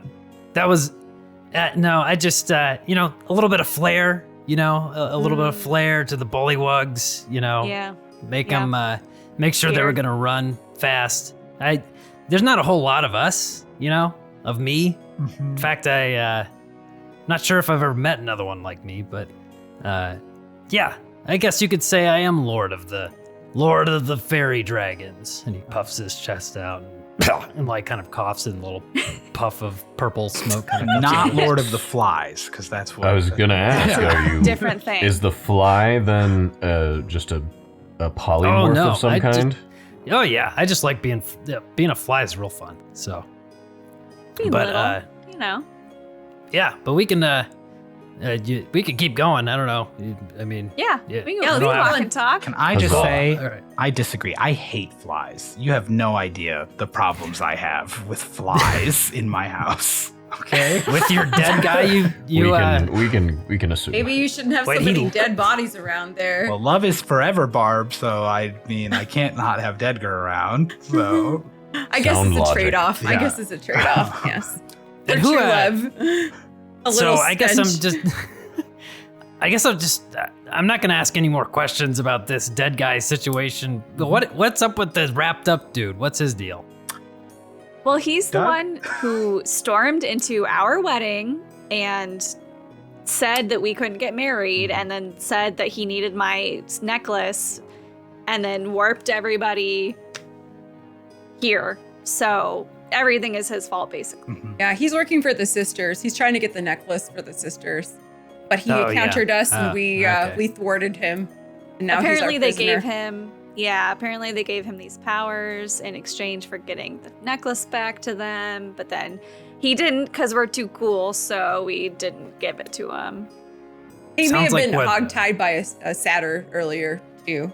Yeah, So yeah. that's my Yeah, friend. it sounds like it's what Cleana was always saying about your mother's name, Cleana. Yeah. I don't know. Yeah, you would know that, but Yeah, she's my yeah, mom.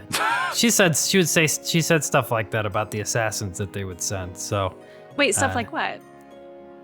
like when she came back and went to face the hags, she said that she had to fight off assassins all the time. The hags never stopped chasing her and you and the stone and it seemed like at some point she realized it was never going to stop unless she did something.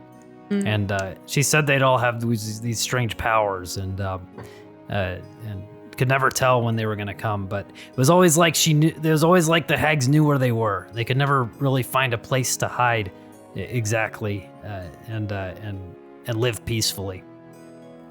Well- her and I guess you. Yeah, I guess. I And guess so- I'm following in my mother's footsteps and not letting them take me down. So, Well, let's do it then. you think there's any point in bringing him along, or should we just? I mean, I say that's Leave him another here. point in getting rid of Doug now. Oh, sure. I mean, whatever you guys want to do with them, but I mean, he's just hexing us when we ungag him, and I look at him. Do we think we could kill him discreetly and I could bring back his corpse? And we could I mean, his somehow try corpse to would trick be the sisters if it's fresh So enough. no Unflinchingly- execution is what I'm hearing. He'd be I'm on a our little side as a disappointed. corpse. I mean, as a I'm live in favor human, of a and I'm strategic execution. I mean, I feel like, that could work to our advantage. Yeah, Mhm. I'm just looking him in the eye and I'm like, as an alive person, he's maybe not on our side. As a corpse, he's definitely on our side. No doubt. right. No hexing there. I just don't know if I really have the spells, though. So to hearing waste this, on him. knowing that he's weak, Rollogar walks up, kneels down, Wait. kneels Maybe down. that was kind of intimidation, maybe not. So No, I roll. kinda- oh, okay. This isn't. If this Rollogar isn't steps a- up, I kind of just do put like a hand out to maybe don't actually kill him right now. But My that's all. lady, I could just snap his neck very quickly. I know and, you could. And we would then be able to use his reanimated corpse to potentially get us an audience with the Seeping Sisters. He tried to murder you. He's tried to hurt us. I don't see any reason to keep him alive. I would only ask that you wait to do that until my word. And I just look at Tug and see how bad he's freaking out. Yeah. All right.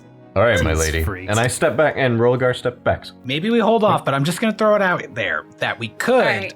if we do, we need to suss out the situation first. But we could kill him. I reanimate him as a zombie. Then we use the disguise hat on Dedgar to make him look like Tia. Tie him up. I command the zombie to bring him to the Seeping Sisters, so that it looks like he's captured his prey. That's a good idea. I didn't understand All right. any of that, but it seems like a feel good idea. The most direct plan is probably the best here. As clever and creative as you are, Die.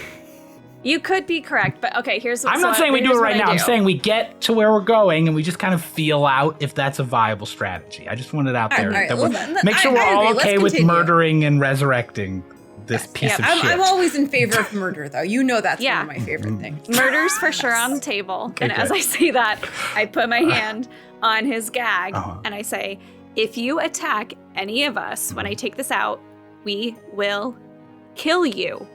Mm-hmm. Got it? Good. Yeah, he nods his head. He's still Okay. intimidated. Yeah. He's for sure. Okay.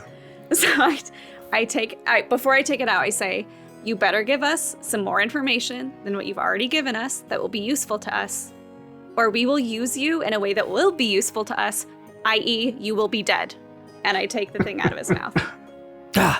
Oh, I'm so sorry about what happened earlier. I didn't realize I mispronounced a word when it came out. I wasn't trying to cast a spell. I really funny am how sorry. that happens. Yeah. Yeah. What do you got, Doug? What?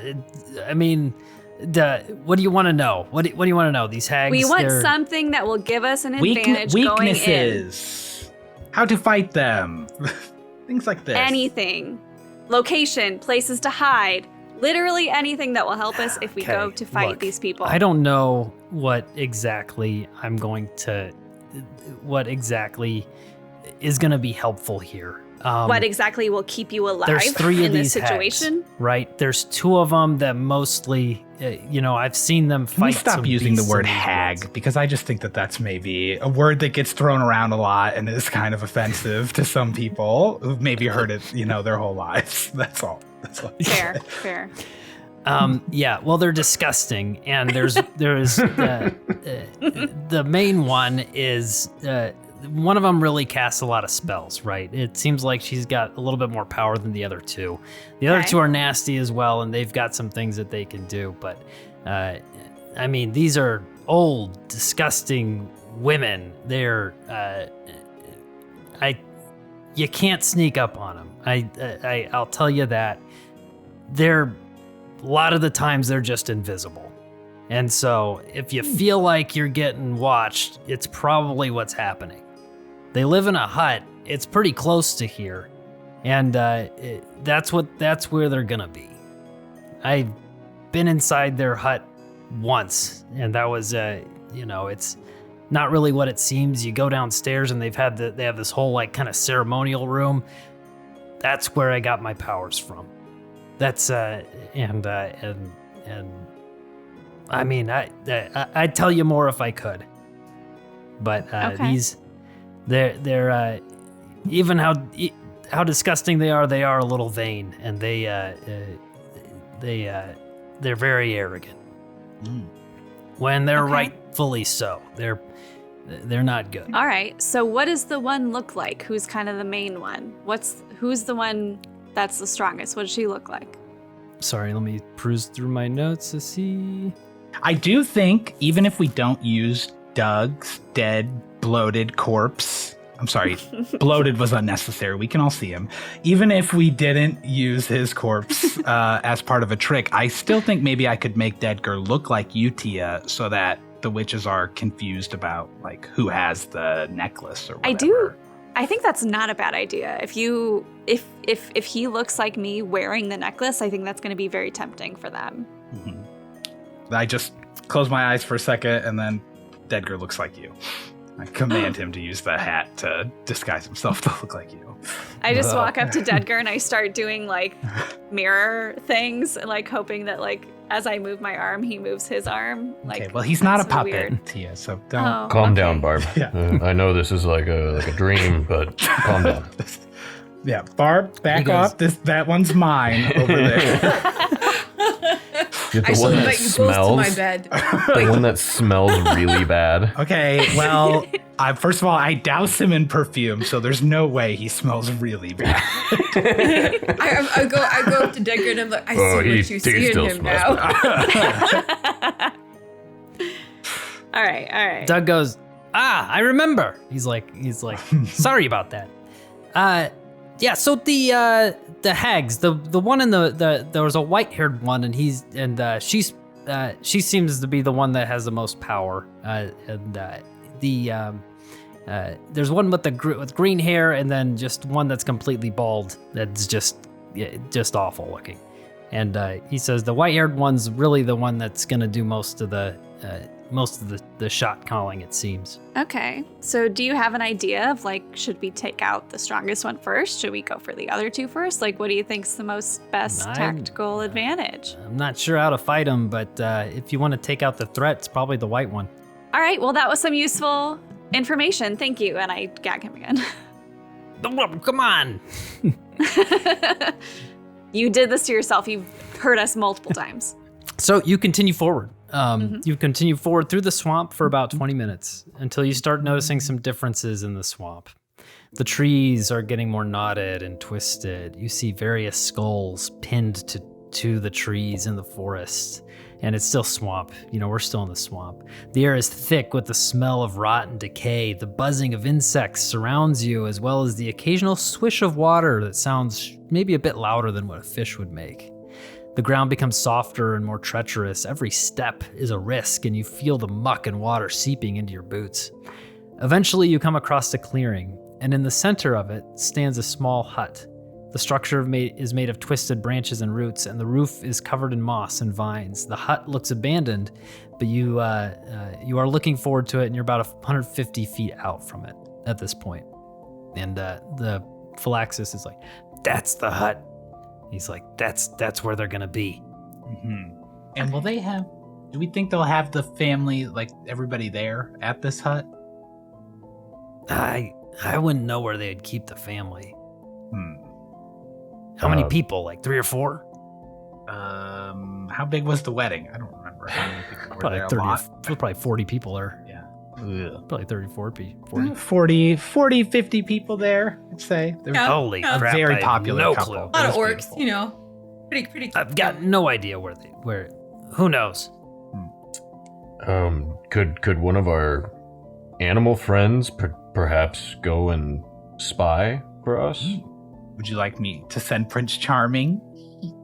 Just a thought. I can see good through his perception. eyes and hear through him when I send him places. Not a bad idea. Get the layout of the land before we go in. Let me make sure I don't have to be within a certain range to do that, though. I think you do, but it's like I think it's like 100 feet. 120 or something. Yeah. Yeah. I know I have to be within 100 feet to communicate telepathically. Yes, I have to be within 100 feet to see through its eyes or whatever. Can we get within 100? We're 150 feet away, Yep, you said? 120, or 150. Sorry, 150. So, but, yeah, I mean, I you can absolutely. have the cat Can we walk out do- 100 feet and see if he can see or hear anything better out that way. Yeah, and maybe just do some perception with the cat before we Absolutely. walk forward. I would like to Alright. then, I'm going to tell the cat to get like 100 feet away from me, the max distance that I can still like see and smell and stuff through its eyes or whatever. And I want it to make a perception check to try to smell out if there's anyone in the house. Okay, so you want it to go to the hut? Yeah, I guess, while remaining as stealthy as it can, I suppose. And you're moving within 100 feet of it, so you... I don't want the cat to make it all the way to the hut. I want it to get where we're at. I want it to just get within 50 feet of the hut. I want the outer edge of myself. Okay. Like, if we're in cover right now, I don't want to leave that cover myself. I just want the cat to go. So it makes a perception check? Yes. And can we say With that it can smell? Specifically? Yeah, only because I have advantage on checks that rely on smell. Okay, sure. Sure. Cool. That is a 13 on the perception. A 13. Mm-hmm. So as the cat moves forward,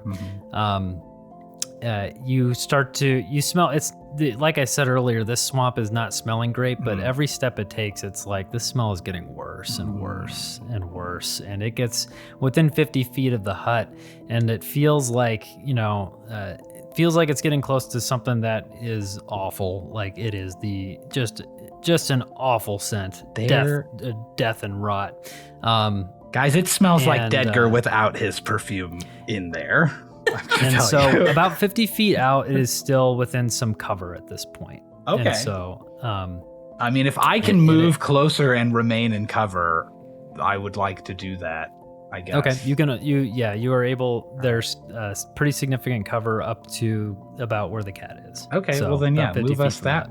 Move me closer let's stealthily close. if we can. Yeah. And then Mhm. I will break off seeing through its eyes right now because I'm blind while I do that, so that I can move forward the distance to the cat and then do it again, I guess. It's just an action to do it, I think. Gotcha. Okay. Yeah. So yeah, you guys are all able to kind of get through this swamp to the cover area. I'm not going to have you roll a stealth just yet or anything, just because we need to not be rolling 18 times for stealth for all these freaking things. I know. All right. So and also Doug is being dragged, so if he's coming too, with like Dedgar and everybody. Are we bringing Doug, guys? I mean, yeah. Okay. I don't think he has a choice. Yeah, sure. We're dragging him too. Whatever. Okay. If we're there, I just want to send the cat all the way to the hut then, I guess, and I want to see through its eyes. Is it trying to be stealthy? Of course it is. It doesn't want to be seen by these All right. witches. Okay. Quick question though. Mm-hmm. Should we leave Doug out here like 120, 150 That's feet what away? I just asked if we were bringing Doug or not. And Well, I know. And I thought about it for a second. Uh-huh. I'm like, well, maybe we should leave him out here because maybe they would like help him and then he'd be against us. He's almost dead. I mean, if they have to waste spells to heal this piece of shit. He is almost dead. They're also probably pretty mad at him because he kind of messed up what he was supposed to do for them pretty bad. So Yeah. I get the sense that, I mean- he's probably more scared of them than How about we this? are, Okay, I tell my undead guys that are like around him, if any witches show up, immediately kill Doug. How about that? Okay. All right. Perfect. You said that to My Dedgar? 3 zombies that are around him. Okay. That's the order Okay, I right forgot. now. If witches show up to The- try to the help him, Bullywug immediately zombies kill and- him. Yeah. Okay, Yeah. gotcha. Okay, good. So the cat moves forward. Yes. Roll stealth for the cat. Okay. Oh, this Please. cat is stealthy. Just you wait. How's a 22 do? I don't like that he's thinking. I feel like 22 is pretty good. It should just be I win. It does fine. It's like okay. So with the 22, the cat is it starts walking straight towards the hut and realizes there's a little bit of like some cover to the left and kind of slinks and kind of like is able to move amongst some sticks in the field, and it rolled so well that you animated a very stealthy cat here. And it gets up to the hut, and you are smelling, and as it's like up to the hut, you feel like it's like just awful stench, right? It peeks into the hut and looks into the hut and sees there's nothing in the hut, there's just a big hole in the middle. And it's like got a ladder that's like in the hole. I tell the group there is a pit I see a pit with a ladder going down in the hut. I don't see anybody inside the hut. Do we still have Doug with us? Mm-hmm. Yes. Yeah. Are we sending Doug down first? Yes or no? Is that where the Seeping Sisters are? I give him a look, and then I pull out his gag. No, I don't. I wanted just a nod. No. Oh, yeah. That's why I said yes or no. He shrugs. He shrugs? Like, if he can do a shrug, he shrugs. He doesn't know. Is there Have normally... you ever talked? Oh, yeah. No, go ahead. I was going to say, you mentioned that there was a ceremony room. How big is the hole normally, like, to get down to there? I described the hole I'm seeing. Like, does it sound like the room looks normal? He's been in the hut before. Yeah, you take his gag off. I take the gag off. I give him a look. He's like, thank you. Yeah, it's there's a hole. It's a ladder. You go down, huge, big open like cave down there. There's not much to go when you're in there, at least what I could see. But that's like their ceremony room. Like there's I don't know. There's like a vase or basin like bowl thing in the middle, and that's it's a big room. I'm not sure, how much time they spend down there. I don't know if they're gonna be down there. Like I said, Do you know why it might smell terrible? Well, they smell terrible. They're disgusting. Fair.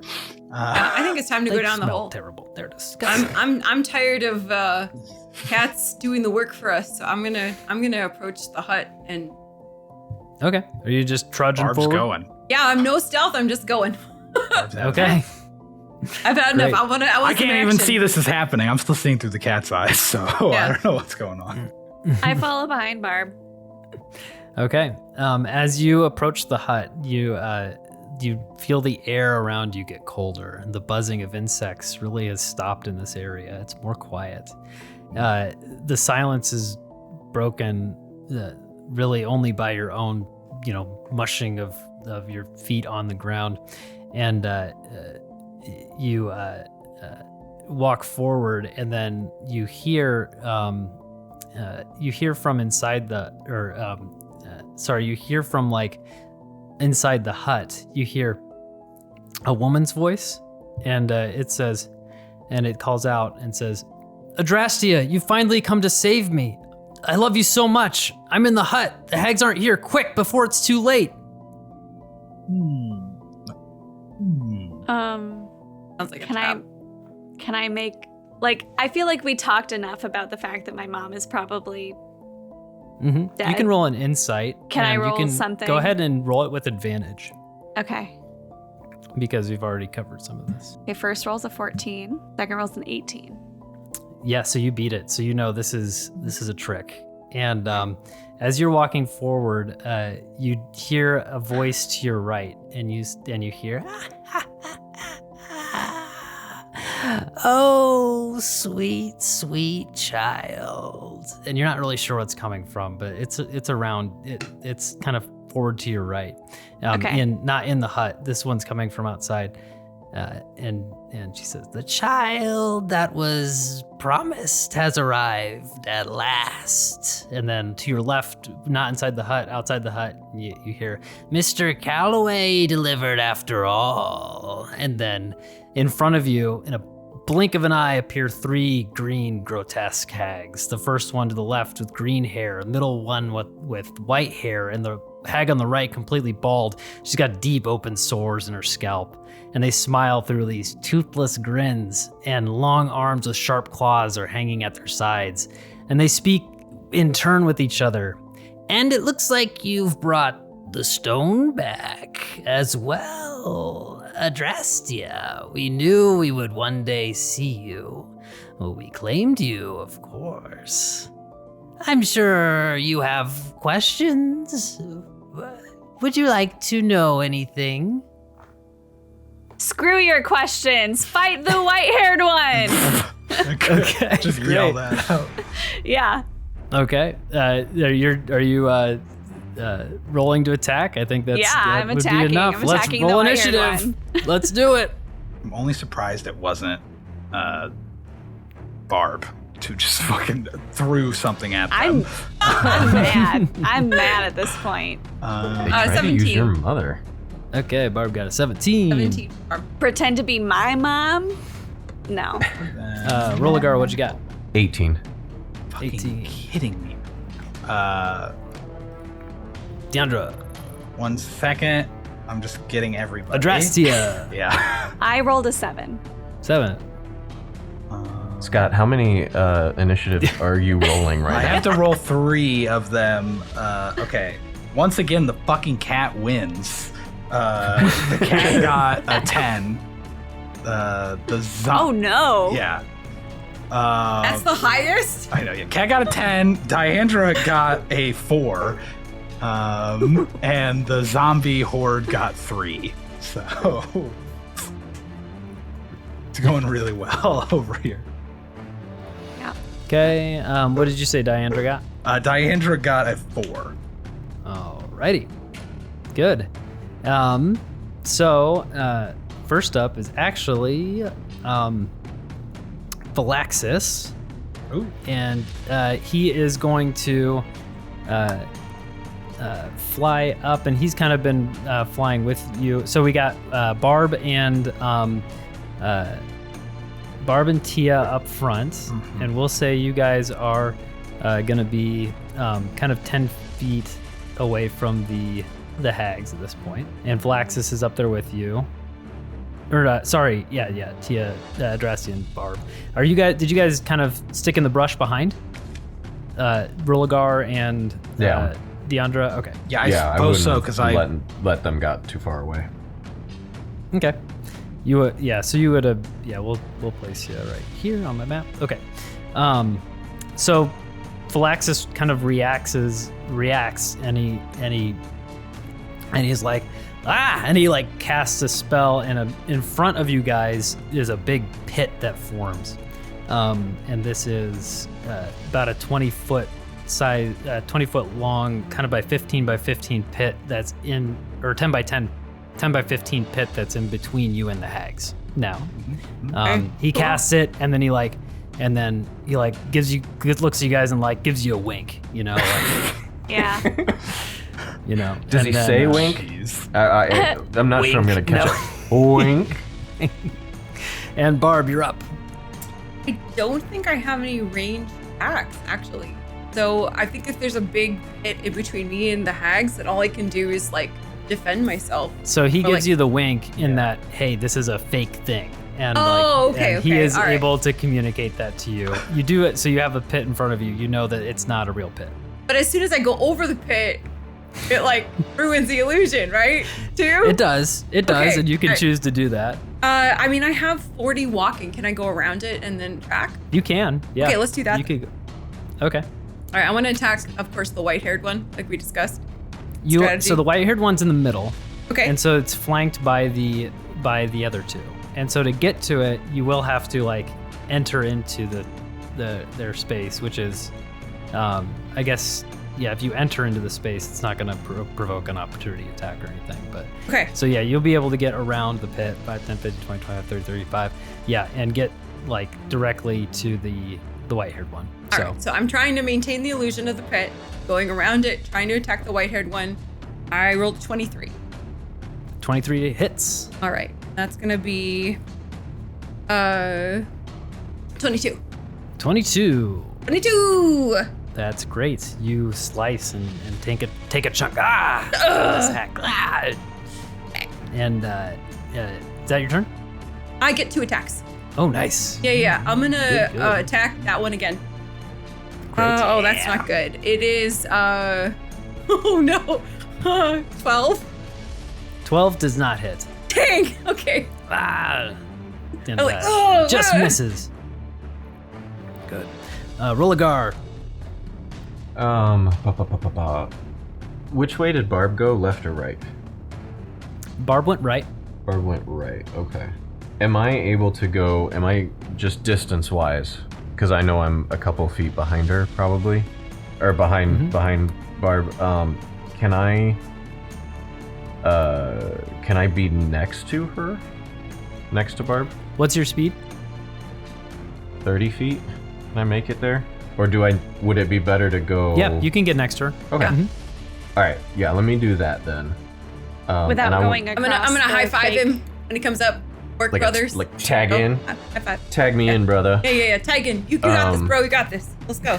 And then I want to swing on the same white-haired hag. Okay, go ahead.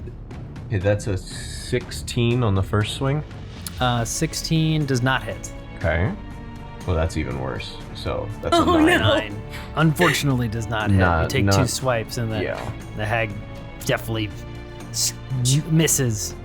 Dodges out of the way. And Doug Calloway does nothing with his turn. He lays there frightened and scared. Good. Prince Charming. Oh, good. Prince Charming, Prince Charming's behind the hags, right? Because Prince Charming's at the house all the way to the window.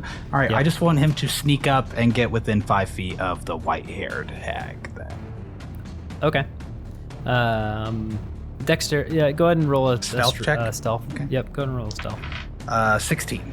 And so as it's walking, you can, if you're looking at, are you looking at the I'm just cat? I looking guess at as it it's now. going? Yeah, because you see it move, and the white-haired one doesn't seem to notice, but the green-haired one next to it like glances and sees the cat, and it sees that it's like kind of behind them and where the white-haired one is. Okay. So I tell him to just act natural, like he's just a cat playing.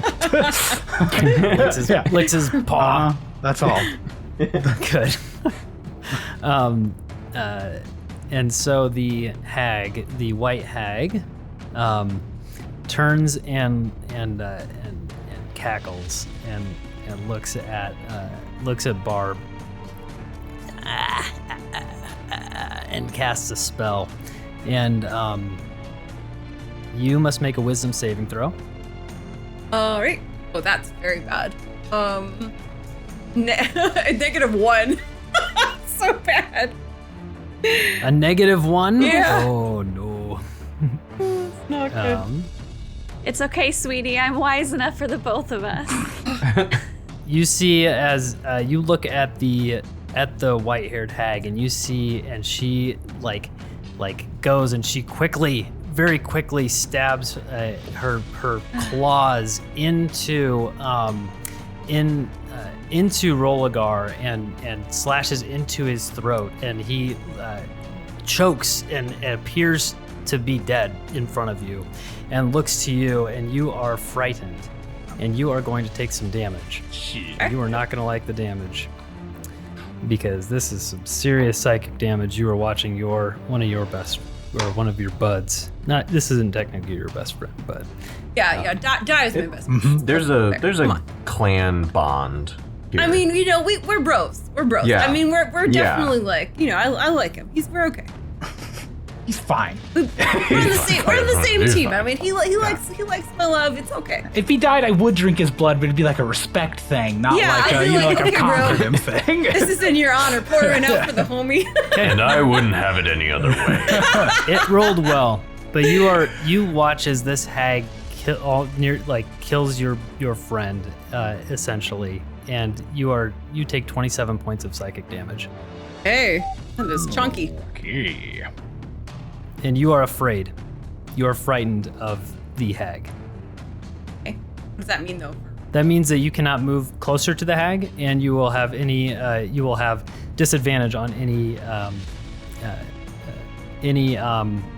hits against it. Okay. And so you see as this like duplication version of this hag has killed Rollogar. And then after it happens, you see that Rollogar is still standing. You can see he's still there and okay, but you see this duplicated version of this hag in front of you, and you are frightened. And next is the green hag. It's going to turn and look at the cat that had just walked past it. Prince Charming. It's a 9 to hit. Anything. 9 to hit. Let me look at Prince Charming's AC. Does not hit. Does not hit. Swipes and misses. Oof, not good. Just an innocent-looking celestial cat. What's the big deal? It didn't like it when it moved past it. So, Adrastia, you're up. Okay. Okay.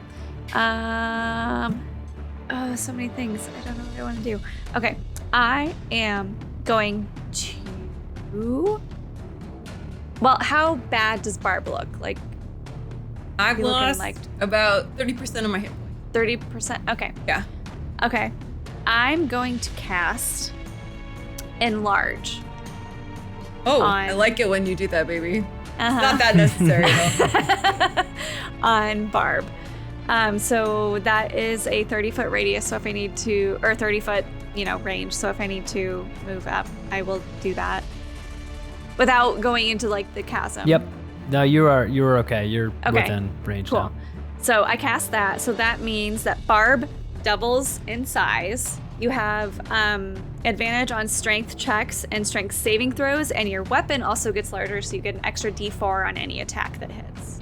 And then I also, can I, like, again, like my kind of passive insight perception, can I get a sense of like something has happened to Barb? Yes. Yeah, you Okay. can see that. You guys they're are married. Of course you can read Barb's emotions. So, so I also use my bonus action to give Barb a bardic inspiration, and I just say, Barb, our lives may be in danger, but our love will live forever. Yes. And you get a D6 to use on a roll to hit or to save. Nice.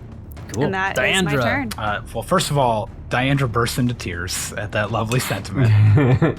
And then first uses... Actually, no. First, let's use my action to cast... you're thinking to yourself, you can't do it. I'm going to cast Bestow Curse. You're saying, that's a touch spell. You're 50 feet away. How could you do that? Oh, wait, I can cast it through my familiar who's right behind the head witch. Nice. So, We love Prince Charming. Prince Prince Charming will use his reaction to funnel Bestow Curse through him. And so the main witch needs to make a wisdom saving throw. Okay. That's fantastic. White hair, wisdom saving throw. Suck, please suck, please suck. 17. 17 Ooh. beats the DC that does nothing. God damn it. That's fine. Good try. I know. I Good kitty. was saving my cat all for that. That's fine. We've got other things we can do. I will then use my bonus action to mentally command the horde of zombies to go around whatever the opposite side of the pit is that everybody else went. They went around the right side, right? Yeah. So I'll tell them to go left, like leave this wherever cover or clearing or whatever I'm in. Am I still back in the coverage and move me forward? I honestly don't know. I moved you forward Okay, a little bit. what about the I had the zombies? zombies behind. Okay, but if they're in the yeah. cover, that's fine. I want them to leave it, and as they're leaving, I want it to be that Dedgar looking like Tia is in front, and I'm gonna yell like, Okay. I'm just gonna yell like, Tia, run! To try to make them think that that's the other one, I guess. But I'm commanding them all to go around left. But they all Okay. only have 20 feet of movement speed, so they're not gonna get there very quickly. No, they're not, but they get the decent amount over the way. All right, So, perfect. all right, Yeah, and that's good. it. And it is the bald one, and the bald, disgusting one with sores on her head turns to Rollogar, who's right next to her, and turns and casts Ray of Sickness, and you see this ray puts her hand out, and this disgusting stream of greenish energy lashes towards Rollogar, and it is going to roll to hit with that. A 7 to hit. Nope.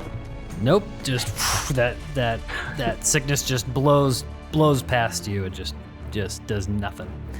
And that's its turn. We're back up to the top with Phylaxis, and Phylaxis looks, and he is, and he goes up to the middle one and flies over the pit, and he is going to breathe out of his mouth. You see him take a deep breath in and breathe what you expect to be fire, but it's like this purpley pink greenish like gas that he blasts out at the witch, and it kind of encompasses her, and she must make a saving throw, and she rolls an 8. She fails her saving throw. She is euphoric, and she will have something that happens to her on her turn. Oh. Okay. and she cannot take any reactions. Which one was this And- on? The main one, the white-haired Okay. one. So he's like floating above the pit right now. Barb, you're up. All right, I'm going to enter into a rage, Now we're talking. which gives me advantage on strength checks, saving throws, and +2 melee damage. Okay, cool. So I'm gonna attack the white-haired witch again. Mm-hmm. Right. So now I have Just normal. Just normal. just normal, right? Yep. Okay. Because you're scared, but you're raging. I'm still scared. So you're- I'm scared, but I'm Yep. raging. Okay. All right. So that is, let's see, 27. 27 hits. All right. I got a lot of dice now for this. Yeah. Oh, good. That is Good, 17 and 19. 17 plus 19. 17 plus 19. Pretty. I'm like beefy right now. 36 damage. 36 Good. damage. You just did 36 damage? Yes. Yeah. Because I got a lot of extra die from dice from everybody. Yes. So And I'm in you do. rage. Oh wait, I get an extra 2 on this. Actually, 38. What? Because I'm in a rage too. Yeah. Amazing. And so 38. you are this half orc. You are huge. You're one size larger. You're 10 feet tall. This orc. You're towering over the white hair, and you swing even though you're still scared because whatever this being, and you swipe and you hit for that amount of damage, and that hag is took a lot of damage with that. And do you have another attack? Yeah. I do. Okay, go All for it. I'm gonna go again. All right, that one is 17. 17 hits its AC. Okay, It does great. hit. All right, let's do some big damage again. Big damage. Big damage. Okay, that is 15 Okay. plus 9, 24. Oh no, sorry, 26, because I get the extra 26. 2 for the rage. Yeah. So how do you direct this sword to kill this white-haired hag? I'm gonna decapitate her and then hold up her head and just like, ah! Nice. And the rest of her body collapses, and her sisters look, no! And the green-haired one looks to you, and it glares at you with its eye. And you look at this eye, and it is going to. You have to succeed on another wisdom saving throw. 17. And the spell save DC is 13. Yes, so you are not affected by that. And you just scream, and it does nothing. But the green hag just is staring at you with its evil eye. I'm gonna And- like flex at my girl back. Yeah. Yeah. That's my And, sugar boots. Yeah, I got you, boo. And It's so the man. we may have gone a little bit out of initiative order with that on accident. It is actually Rollogar's turn, but that will still be its turn, and we'll just skip that because nothing happened. So that's so Rollogar, it's actually your turn next. All right. And instead of that hag, we're just when whatever. we get there, we'll just skip it. And- So All right. Barb just took out that one. yeah. So I'm going to move to the next one. Right? Standing right next to it. Yep. And so the one right in front of you is the bald one that is Perfect. Yeah. The bald one. And I will swing at the bald one. Ooh, let's hit. 19 to hit. 19. Yes, 19. 19 hits. Good. And that's going to do 9 slashing damage. The second will be a 23 to hit. There Yep. we go. Nice. And that will do 14 slashing damage. And how's this bald one looking? Pretty good. Damn. Okay. Then yeah. White-haired one took so many hits. It was No, yeah, absolutely. Okay. Then I will end my turn there. okay. Doug does nothing. Prince Charming. I'll have him go toward the bald-haired one and Okay. take the help action to help the next person who attacks it. Like, just I think familiars can do this. They can like just fucking make themselves a nuisance, like distract Okay, the thing. yeah. Yeah, so that the love next that. person who attacks it gets advantage. Unless obviously The cat's- it like kills the cat. Jumps up and Yeah. starts like scratching at Yeah. the bald one's leg, Yeah, exactly. thinking it's like a scratch pole, because that's what it looks like. It's got open sores on it, and it's like just Oh. the hag is not enjoying that at all. It is that hag, the green-haired hag took its turn and tried to use its eye bite attack and missed. Tia, it's your turn. Okay. If I have 30 feet of movement, can I get to Barb and then also kind of back away out of the action? Like, is that a thing I could do? Or would I have to use like basically all my movement to go around the chasm? You can get to Barb and be within 5 feet and be behind her, and you can do that could all I then without move like provoking. after I do my action, would I be able to get away a little bit, or would that be like all my action? That'd be all your action. Or That'd be all your movement. movement. I think I'm still gonna do it. Okay. So I'm gonna get around to Barb and I'm gonna cast Cure Wounds just to make sure he's ready and raring to go. Just a first level, so that will be 8 healing to Barb. Nice. Let's go. And then I will bonus action Bardic Inspiration to Rollo, and I just say, "You go, Rollo! You got this, Rollo!" And you've got a D6. Diandra. Hey, that's me. Can I get within 10 feet of these witches? Or of either of these Yeah, witches? you can move if you want to move into the like pit area. Or you can get 10 feet and within 10 feet of them, because the pit is only 10 feet long. Perfect. That's what I want. But like you can, I guess if you're outside the pit, then you're like technically, we'll say it's that. Well, I don't care. Yeah. I feel like we're gonna beat them. Maybe I'll step on the pit. Maybe they won't. Ruin the illusion. As I'm going across the illusion, I am changing into my necrotic shroud form, which does sprout wings. So maybe they'll just think that I am flying on the pit. I mean, Okay. I don't know. But I need to get within 10 feet of them as I transform, basically, into this. So that's Okay. what I want to do.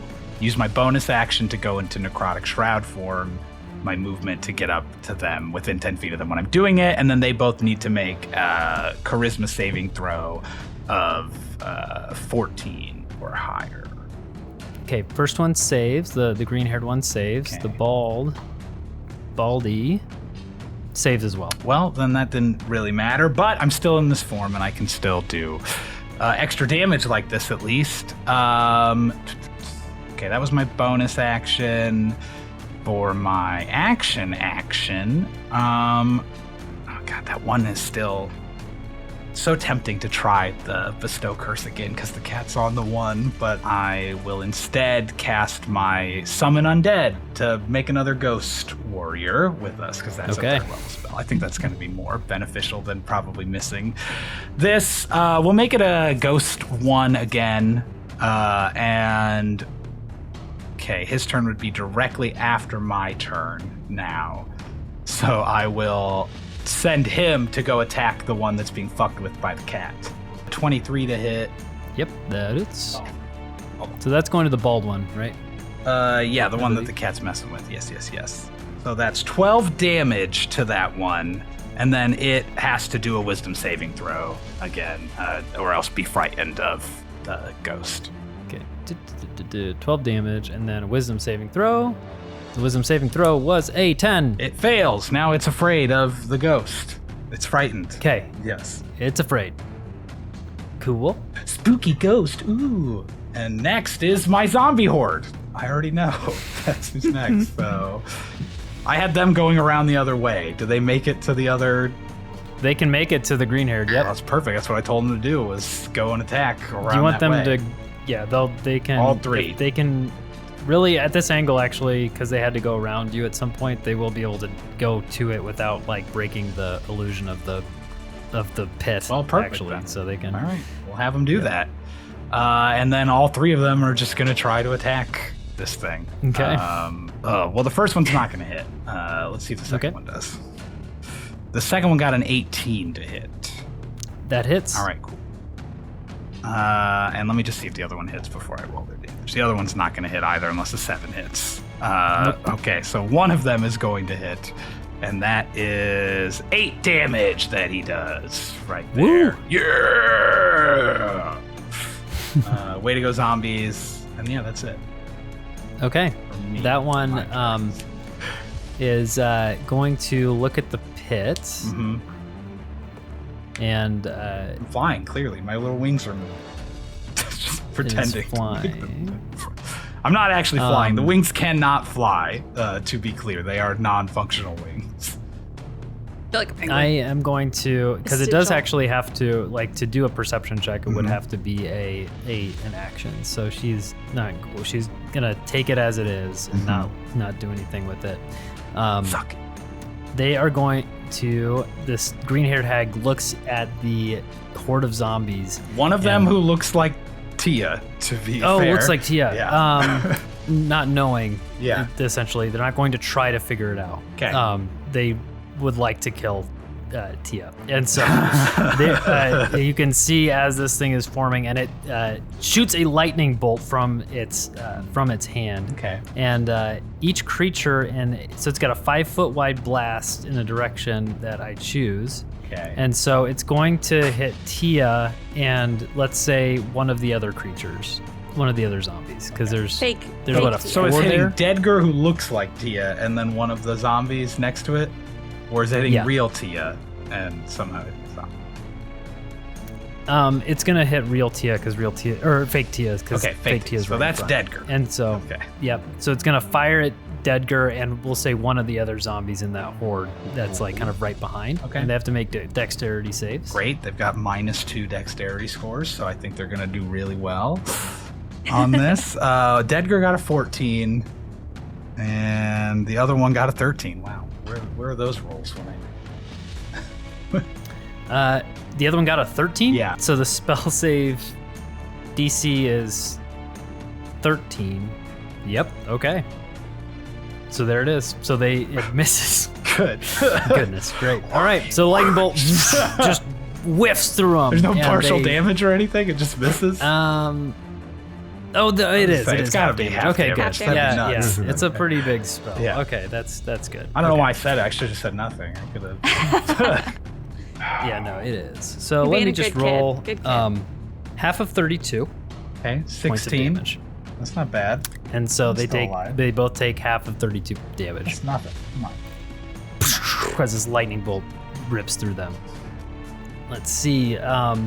So Phylaxis is going to try and take a deep breath in, and he does not have his breath back that he can use, and so he's just going to go up to one of the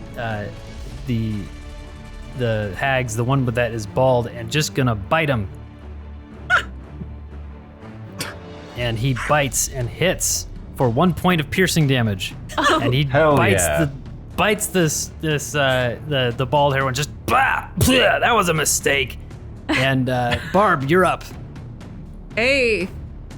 Big Barb now. Alright. Yeah. Big Barb is Barb. still in a rage. Barb is gonna attack the bald one. Big Barb. Big And that is Barb. Big. Big Barb. Big Barb rolls a 27. Yep, that hits. Barb is gonna roll for big damage now. Oh my god. Yes. 17 Okay. plus. Oh gosh. 8, 10, 12. 17 plus 12. 29? We did Got it. gang. You hit it pretty well. Pretty well. And that's your first hit, right? You have a second Yeah, I one? gotta go again. Let's go again. Boom. All right. Oh wow, another 27. Yeah. Yes. Okay, that one is a 12, and 12 plus 11. Okay. Big Barb. Big You- Barb. You, however you want to kill it, but I imagine Big Barb putting his hand on top of the bald head and just lifting it up and stabbing the great sword directly in. Yeah. And up. That's what Now I I've got imagine. two heads, and I'm throwing them at the other one. You throw Good. them and you say Amazing. 2 heads are better than 1. Chuck 'em, Yeah, right? take that. Great. And Okay.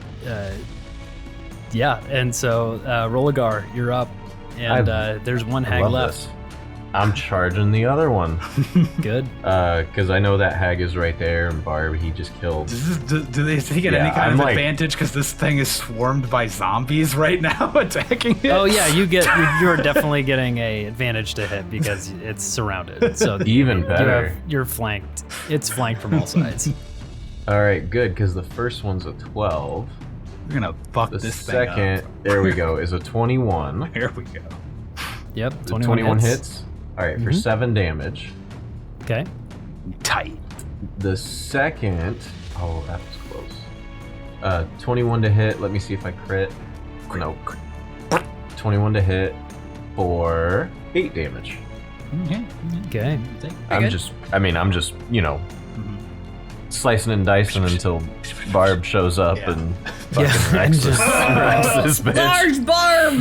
Large Barb. Big Barb. Big Barb. Prince Charming. Big What's up Barb. with Prince Charming? Well, I guess Prince Charming is gonna fucking just try to get into the muck over there and get near that other one.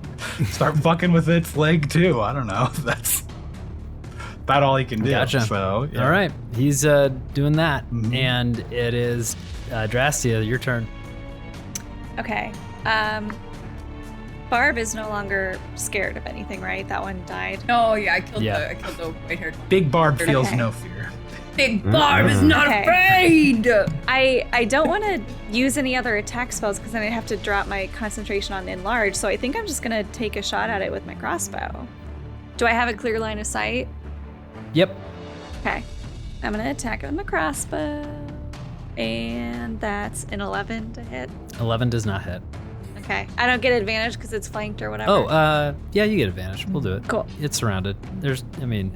You get advantage. Everyone gets advantage. All right. Well, that was a 9. So Way to take great use of your advantage. Diandra. Hey, look, that's me. oh wait, before but- I will, Go ahead. Go ahead. Yeah. I will say to die. You know, love. You're gonna find love one day. I know it, and I give you the bardic inspiration. Yeah, Diandra I've just already- doesn't take a turn. She just cries. No. Yeah, Di already found love. She's got love. Just gonna find it His again. name is Dead Kurt. Thank you. So wait, that's a D6, that inspiration? Yeah. Cool. Tight. So on an attacker saving throw. Mm-hmm. All right. You guys think I can telekinetic shove this witch and make it draw like 5 opportunity attacks right now? I mean, Maybe. not a bad idea. good I'd idea. get, let's see, who would get opportunity on it? You're I next will- to it. all the zombies. All the zombies. zombies. And would the get zombies? it. Yeah. I'd like to try I to hate do the that. I'd idea. like to try to telekinetically shove this witch with my mind Shove it. right now. Yes, that's what I'm doing. So with my bonus action. So that's a strength 15 that they have to make. Ooh, yep, 20. All right, well then it So- didn't do anything, so it's fine. Dirty. It didn't hurt. Why It did didn't you- hurt to try, guys. Why'd you even do that, Scott? Shut that up. was dumb. Shut up! It was good. You all liked Who's it when I Scott? pitched it. I only know Diandra. Yeah. All right. I'm going to then just cast a fucking 2nd level magic missile at it. Let's do that. And so that is 4 darts that are going to hit it. 3 plus 2, that's 5 plus fuck you 2, that's 7. Fuck you plus 2, that's 9. So another 3 on top of that, so 12 damage 12 damage. to this hag. Okay. Yeah. Then we got your horde. Yes. Oh no, then we have my ghost. My ghost. Your ghost. Yeah. So I'll have him go over and attack as well. Go attack! Go ghost! Go! That's 19 to hit for the ghost. Yep. Okay. Yep. So that is, what's its damage again? Is a D8 plus 6, I think it ends up being. So, ooh, yeah, that's 12 damage also from that. Hitting Okay. it. And then it has to make a save to see if it is frightened of the ghost. Wisdom? Yes. rolled a 3. All right, it's frightened of the ghost. Everyone's fucking scared of this ghost. This ghost, it's a spooky Must be a ghost. scary ghost. All right, and that's the end of the ghost turn, and now the zombie horde your all zombie goes to attack. Go! All right, let's see if any of these can hit. Let's see, 19 for the first one, 8 for the next one, and 9 for the one after that. Why can only one of them ever 19, hit? right? Yeah. Right, that is another 10 damage at least from that one. Wow, We got max nice, damage. okay. Yeah. All right. That's all of your people's turns? Yes, those are all my Okay. turns. You don't want to conjure anyone else while we're going? I would no? if I had Okay. more spells. Guys. Conjure I really the would. witches. Okay. This green-haired hag stands up and looks at you, and then suddenly you see a vision pop out from her, and it is Edgar, your beloved. And he looks at you, and he says, Diandra, I was never in love with you. Our love was a sham. I hate you. And you need to make a wisdom saving throw. How's a 14? A 14 does hit the spell DC, so yes, you save. You save, and so... You filthy lying hag! Edgar loved me! I know it! It's true! He didn't leave me! And yeah, there is no thing for that. So that was the same Good. spell, the Phantasmal Yeah. Killer that had affected earlier. Your nightmare, your worst nightmare. So there it goes. Thank God. Cool. I am still crying And- a little bit, though, because it was really mean. And the fairy dragon, it sees, it tries to draw in its breath, and it does have it, and it spits out this euphoric gas onto the last remaining hag, and it does not save on that. That's his turn. Barb, you're up. Big Barb. Big Barb. Big Barb. Big This Barb. Big green hag Barb, is looking big pretty weak. Barb. It's not like Barb. pretty weak. It's like got some health left, but Oh, it that's ju- not a good roll, though. I got a 9. Well, you've definitely 9 got does to not have it. hit. You've got to have You can roll advantage. your. Barb You can roll your. missing. Oh, you do have advantage. You've absolutely You do have- got Oh, you're right. I do have advantage. I have advantage. All right. All right, next one. 18. 18 hits. 18 hits. All right. Big Barb. Big Barb. Big Barb. Big Barb. All right. That is, let's see, 15 on that one. Okay. 15 damage. 15 damage. Yeah. Okay. It's not looking great. You got another one? Hey, Big Barb attacks again with advantage. Yeah. First one's 16. The 16 second does one. not hit. The second one is 21. 21 hits. Big Barb. Big Barb. Big Barb. Okay. Let's All go, right. Barb. So that is 18 on that one. 18 damage. 18 How do you damage. want to do it for the last hag? Come on, Barbie, let's go party. How do you want to do it for the last Ooh, hag? I don't know. I will probably flex a little bit and then look back at do a 360, look back at my love and as I'm looking at her, just stab her in the throat. Yeah. Be like, Great. As that last hag falls, her body crumples, and a singular, oversized eye rolls out from under her cloak, and flips up. The eye does, and looks back and forth between all of you. It's kind of gross looking, but it's kind of looking back and forth. You hear a singular hello from inside the hut, and Barb, you recognize that as your voice of your father. Daddy! So, I'm gonna run towards the hut. okay. Yeah. So you run in, you go into that hole in the ground. There's a ladder leading down there. You hear voices down, and it goes down, and there's a very large open cavern with all of your family is in there, all of them bound, surrounding a central apparition, which shows Adrastia. You look at it, and it's this you can see Adrastia, and a little bit of her surroundings with her necklace on, and you can see that everyone's gagged. And Barb, you see your father has actually chewed through his gag, and that's how he was able to yell.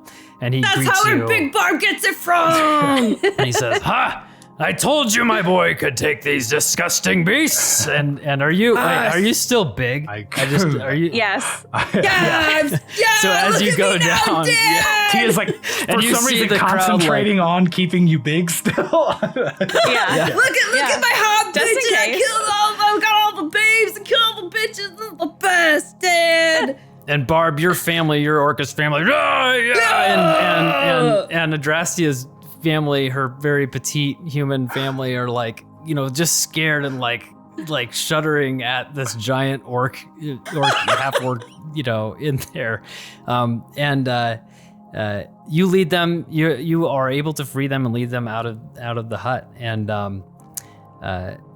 as you are led out of the hut, you kind of talk with the family, and everybody's out there, and you see Father Gumblehip, and he's like, "Oh my goodness, you wouldn't believe. I mean, I can't believe all you went through, And he's like, we were able to see the whole thing, and Adrastia, I don't know, but it's like that stone. They're able to see you here, and kind of describes. You realize that they had been kind of watching you ever since you'd been in the Fey realm, through their apparition down in the basement of this hut. And so that feels very creepy. Is it the So you eyeball, talked to- maybe? I use Mage Hand to pick up the eyeball, because I don't want to touch Okay. it. And just You pick it inspect it. And can I roll, like, Arcana to know what it is? Or if it's like a normal you can roll eye? Arcana. 20. 20. You even with a 20, it's not anything that you've recognized before, other than you can tell that this is a magic device, and it seems like, or a magic item. Mhm. And Phylaxis kind of flies up and goes, "Hey, I see the eye. Mhm. So there's something you should know." And he says, "Look, we can use the stone. We can get out of here. But the eyeball, if the eye is still around, these hags will come back. They have a tendency to come back through Barb, the you want ages, to cut and I this don't thing in know." half? You want to slash it? Anybody? Absolutely. You seem like you're pretty Sure. Is fired that all up. we need to do? Go ahead and swing to hit, if you would like Let's find to. out. Do I have to do an attack? Yep, go ahead and do an attack. Okay. 23. 23 hits. Go ahead and roll your damage. Big Barb damage. So Big big. Barb, Big Barb. All right. That is, oh my gosh, that is good. That is, let's see, 19. I'm not in a rage anymore, so that's 23. 23 damage. You 23 take damage. 23 points of psychic damage, Okay. Oh, ow. Okay, ow. and it looks unscathed. Phylaxis, is there anything we can do to destroy this? Probably smart to ask Look, him. Yeah, that makes sense. Should have done that first. Poor Barb. There's only one place. It's nearby, but there's only one thing that can destroy this. I can take you there. Yeah, what's the one thing? What's the one thing? It's easier to see than for me to explain. It's not good. Well, nothing here has been very good. I'm ready to get out of here. So let's just, All right, let's go. can we get rid of the eye? I don't want to come back here, guys. No offense to you. Okay. Hey, Barb, can you ask your family to watch over Doug and make sure he doesn't do anything stupid? Maybe kick the shit out of him. Isn't Doug dead? Because the witches appeared, so shouldn't Well, the zombies have killed Doug? I reissued their, I mean, it was if they were like coming to get him, I guess, was. Yeah, okay. no, I Wait, you I ordered thought, them to do the other witches appeared, things. Doug dies. So I thought Doug was dead, but that's fine. That's fine. I say He's just we. like tied up in the fucking bushes back there still. Yep, Yeah, it's I know. just sitting there tied up. If we don't finish this now, we will have to deal with We're it here. later. We might as- must protect Lady Adrastia. Mm-hmm. These sorts of traumatic experiences, you need to get closure, you know? Otherwise, you'll end up clinging. So I think it would be smart if we went and got rid of All right, this. let's finish it. Wise words. Wise words. Thank you. So guys. you, Diandra, you're holding the eye kind of in the middle of you guys with your mage hand as you walk. Mhm. And Flaxus leads you through the swamp back into a little bit of the forest. It's not a long distance, maybe 10 minutes of walking.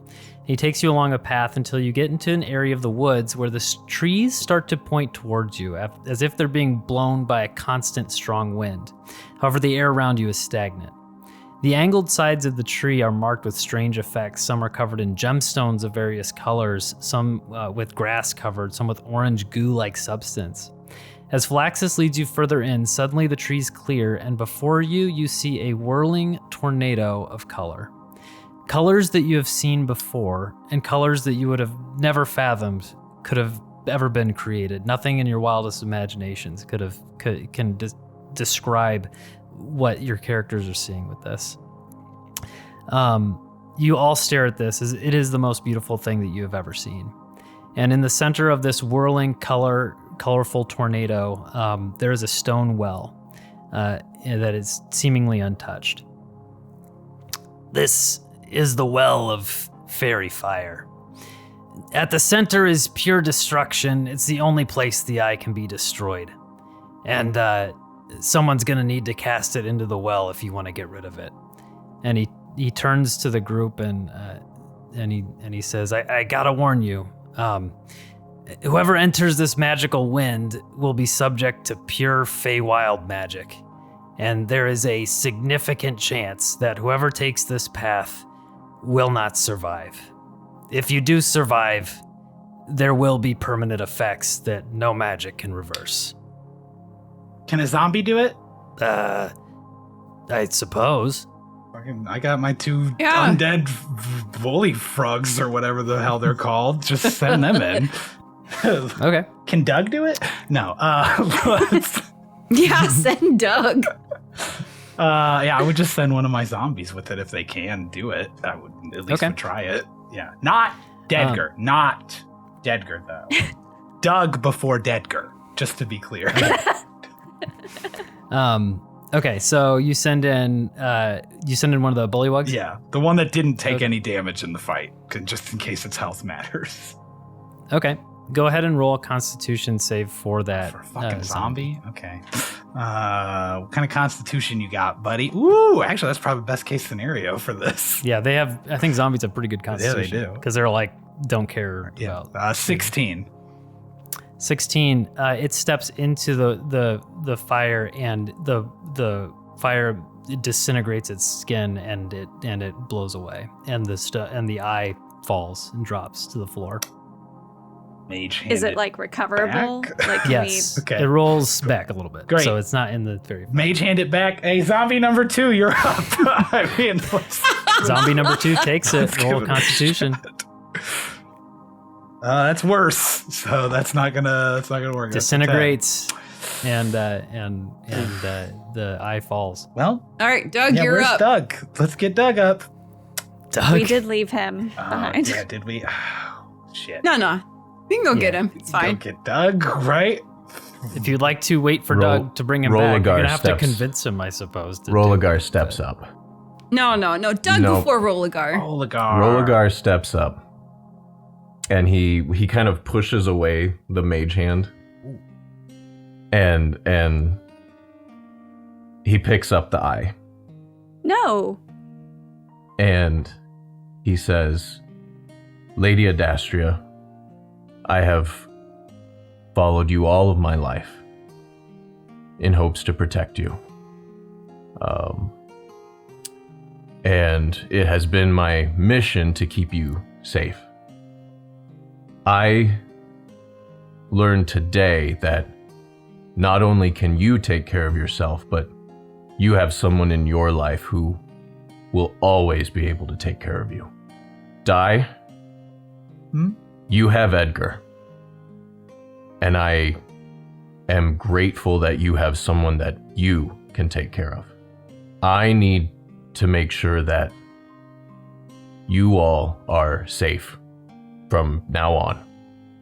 And that Lady Adrastia you never have to worry about these evil hags coming back and disrupting your life.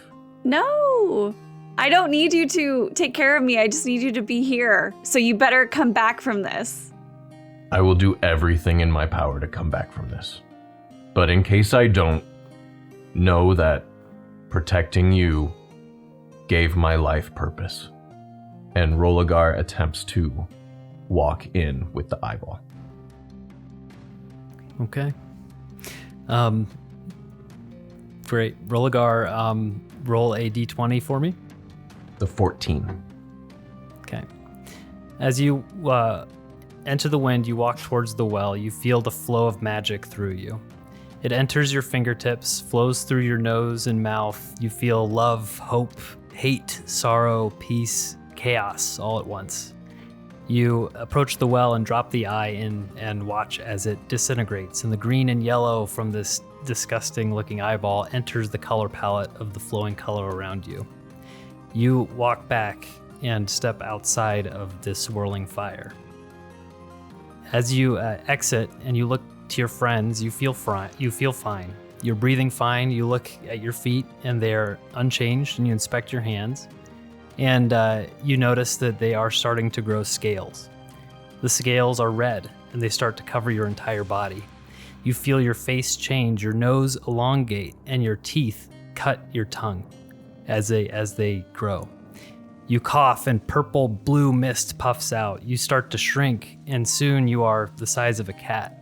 You stretch your back and realize you have sprouted butterfly-like wings. You look at your friends, and you look at Phylaxis, who looks at you with a forlorn gaze. He says, I'm sorry. I run up to him and I cast Lesser Restoration.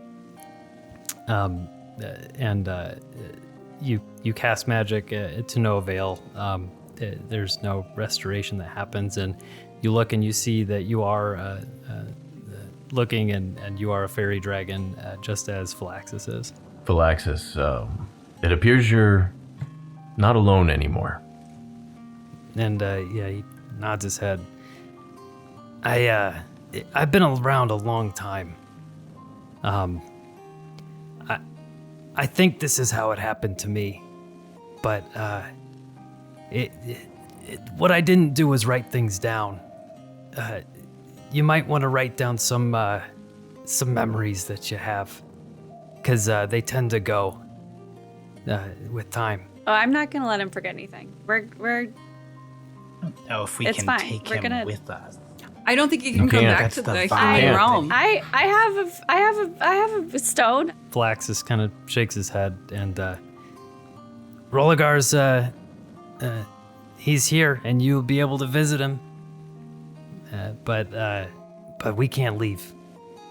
I've Okay, tried. well, I'll visit you. That's okay. I can figure out a safe way to come here now that I know what's going on. Wait, who were you before this happened? He shrugs. That's what I'm saying. Write stuff down. I wish I had. I had a memory goes with time, and there's a sadness to know that maybe there were memories there at one point, but I don't remember. I don't recall. Lady Adrastia, I will always be here, and I will be happy to see you return. But I also want you to live your life. And then with my new, cat dragon fairy hands, I take Barb's meaty hand and I put Adrastia's hand in it, and I say, love each other and take care of each other. I got this, bro. I know you do. I'm not crying. I'm like a little teary, but I'm not crying. I'm like holding it back. Like Yeah, you got some blood on your face too. But that's all right. Thanks. Okay, well, when I go home, I'm writing down your entire life story so that you don't forget it. I'm writing down every cool thing we ever did and all the times that I played my harp for you and everything. So you're not going to forget anything. I look forward to reading that. Hey, maybe there's some hot purple dragon cats in the Fey world that you could, hang out with. Who knows? I think Philaxis and I will have to go on a Fey Wild tour. Yeah, maybe find some hot dragon babes. Who knows? I can show you around. Eventually, you'll be everyone able to finds love before me. Eventually, you'll be able to turn into a fly. Now that's fun. I might pick something different than a fly, but maybe a mosquito. Okay, so you guys make your way back to the hut area, and you talk to Philaxis, and he takes the stone, and and he's looking at the stone and you, and he says, these I think how old were you when your mom left? I mean, I don't remember for sure. I was very young. I was like 4 or 5, I think. Yeah, I think that's why they kept your mom around. I think these hags have they like to eat people, but they really like to eat babies. And I think this is a little, maybe too much, but I think your mom was with child. And I think that's the only thing that makes sense on why they would have kept you, and why she was so desperate to escape initially. And why they would have kept me? Or why they would have kept your mom. I'm sorry. They were you look so waiting much for her like to ripen like fruit. So they needed the baby to come out so they could eat the baby. They did call you the promised child, Lady Adrastia. They did. I don't know for sure, but when your mom was initially captured, and why they kept her a prisoner and ate King Danteris, I think they were keeping your mom because they realized that that there was more to gain, and so that's the only thing I can come up with. But let's get on with the ritual here. Sorry to add that trauma, I guess, but let's get the stone going. And so he sets down and kind of starts doing a ritual around this stone. And as he does the ritual, it does take about an hour. Everyone's kind of catching up a little bit and kind of just waiting for this all to end. And eventually he does make a portal in the area. And you recognize it is...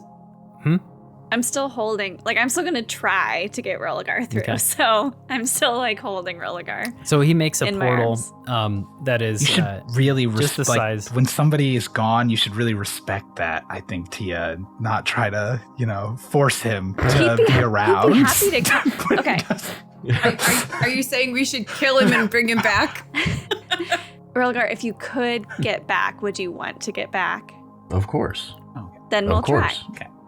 It won't work. So the portal is made and the families are being funneled through. You recognize this is in an area. It's basically a town square in the town. It's really not that too terribly far from the church where you all kind of fell through the portal. And the family goes through and you guys are left. The 4 of you are left outside of the portal. And you want to try and take him through? I do, yeah. And so you attempt to walk through them, and you just feel a barrier there as the portal hits Rollogar, and there's a force there that feels like pushing him against a stone wall. Yep, as we figured. I say this is not goodbye. This is I'll see you later. I am finding a way to come back here, and I will visit you bi-weekly. Mark your calendar. I'm coming back and I'm bringing my harp and we're going to hang out. So I will see you again. Thank you for everything, Lady Adrastia. I just give him a big hug. Good. You give him a big hug and step through the portal, and as you step through the portal, the stone is handed to you.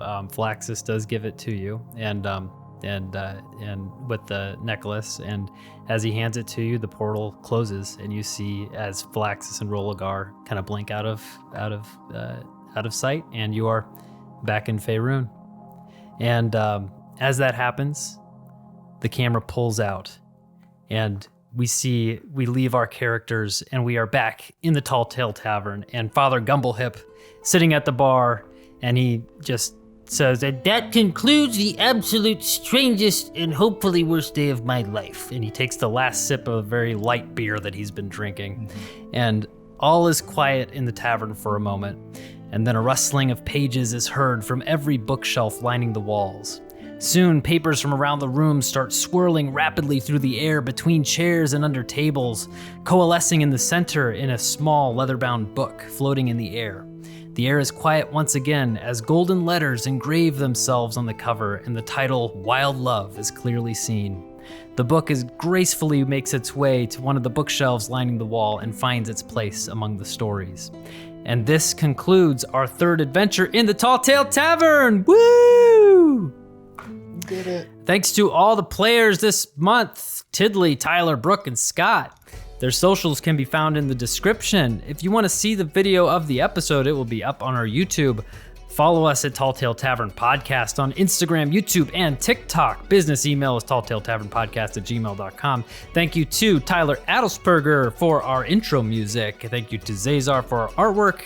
And with that, we will see you next time at the Tall Tale Tavern.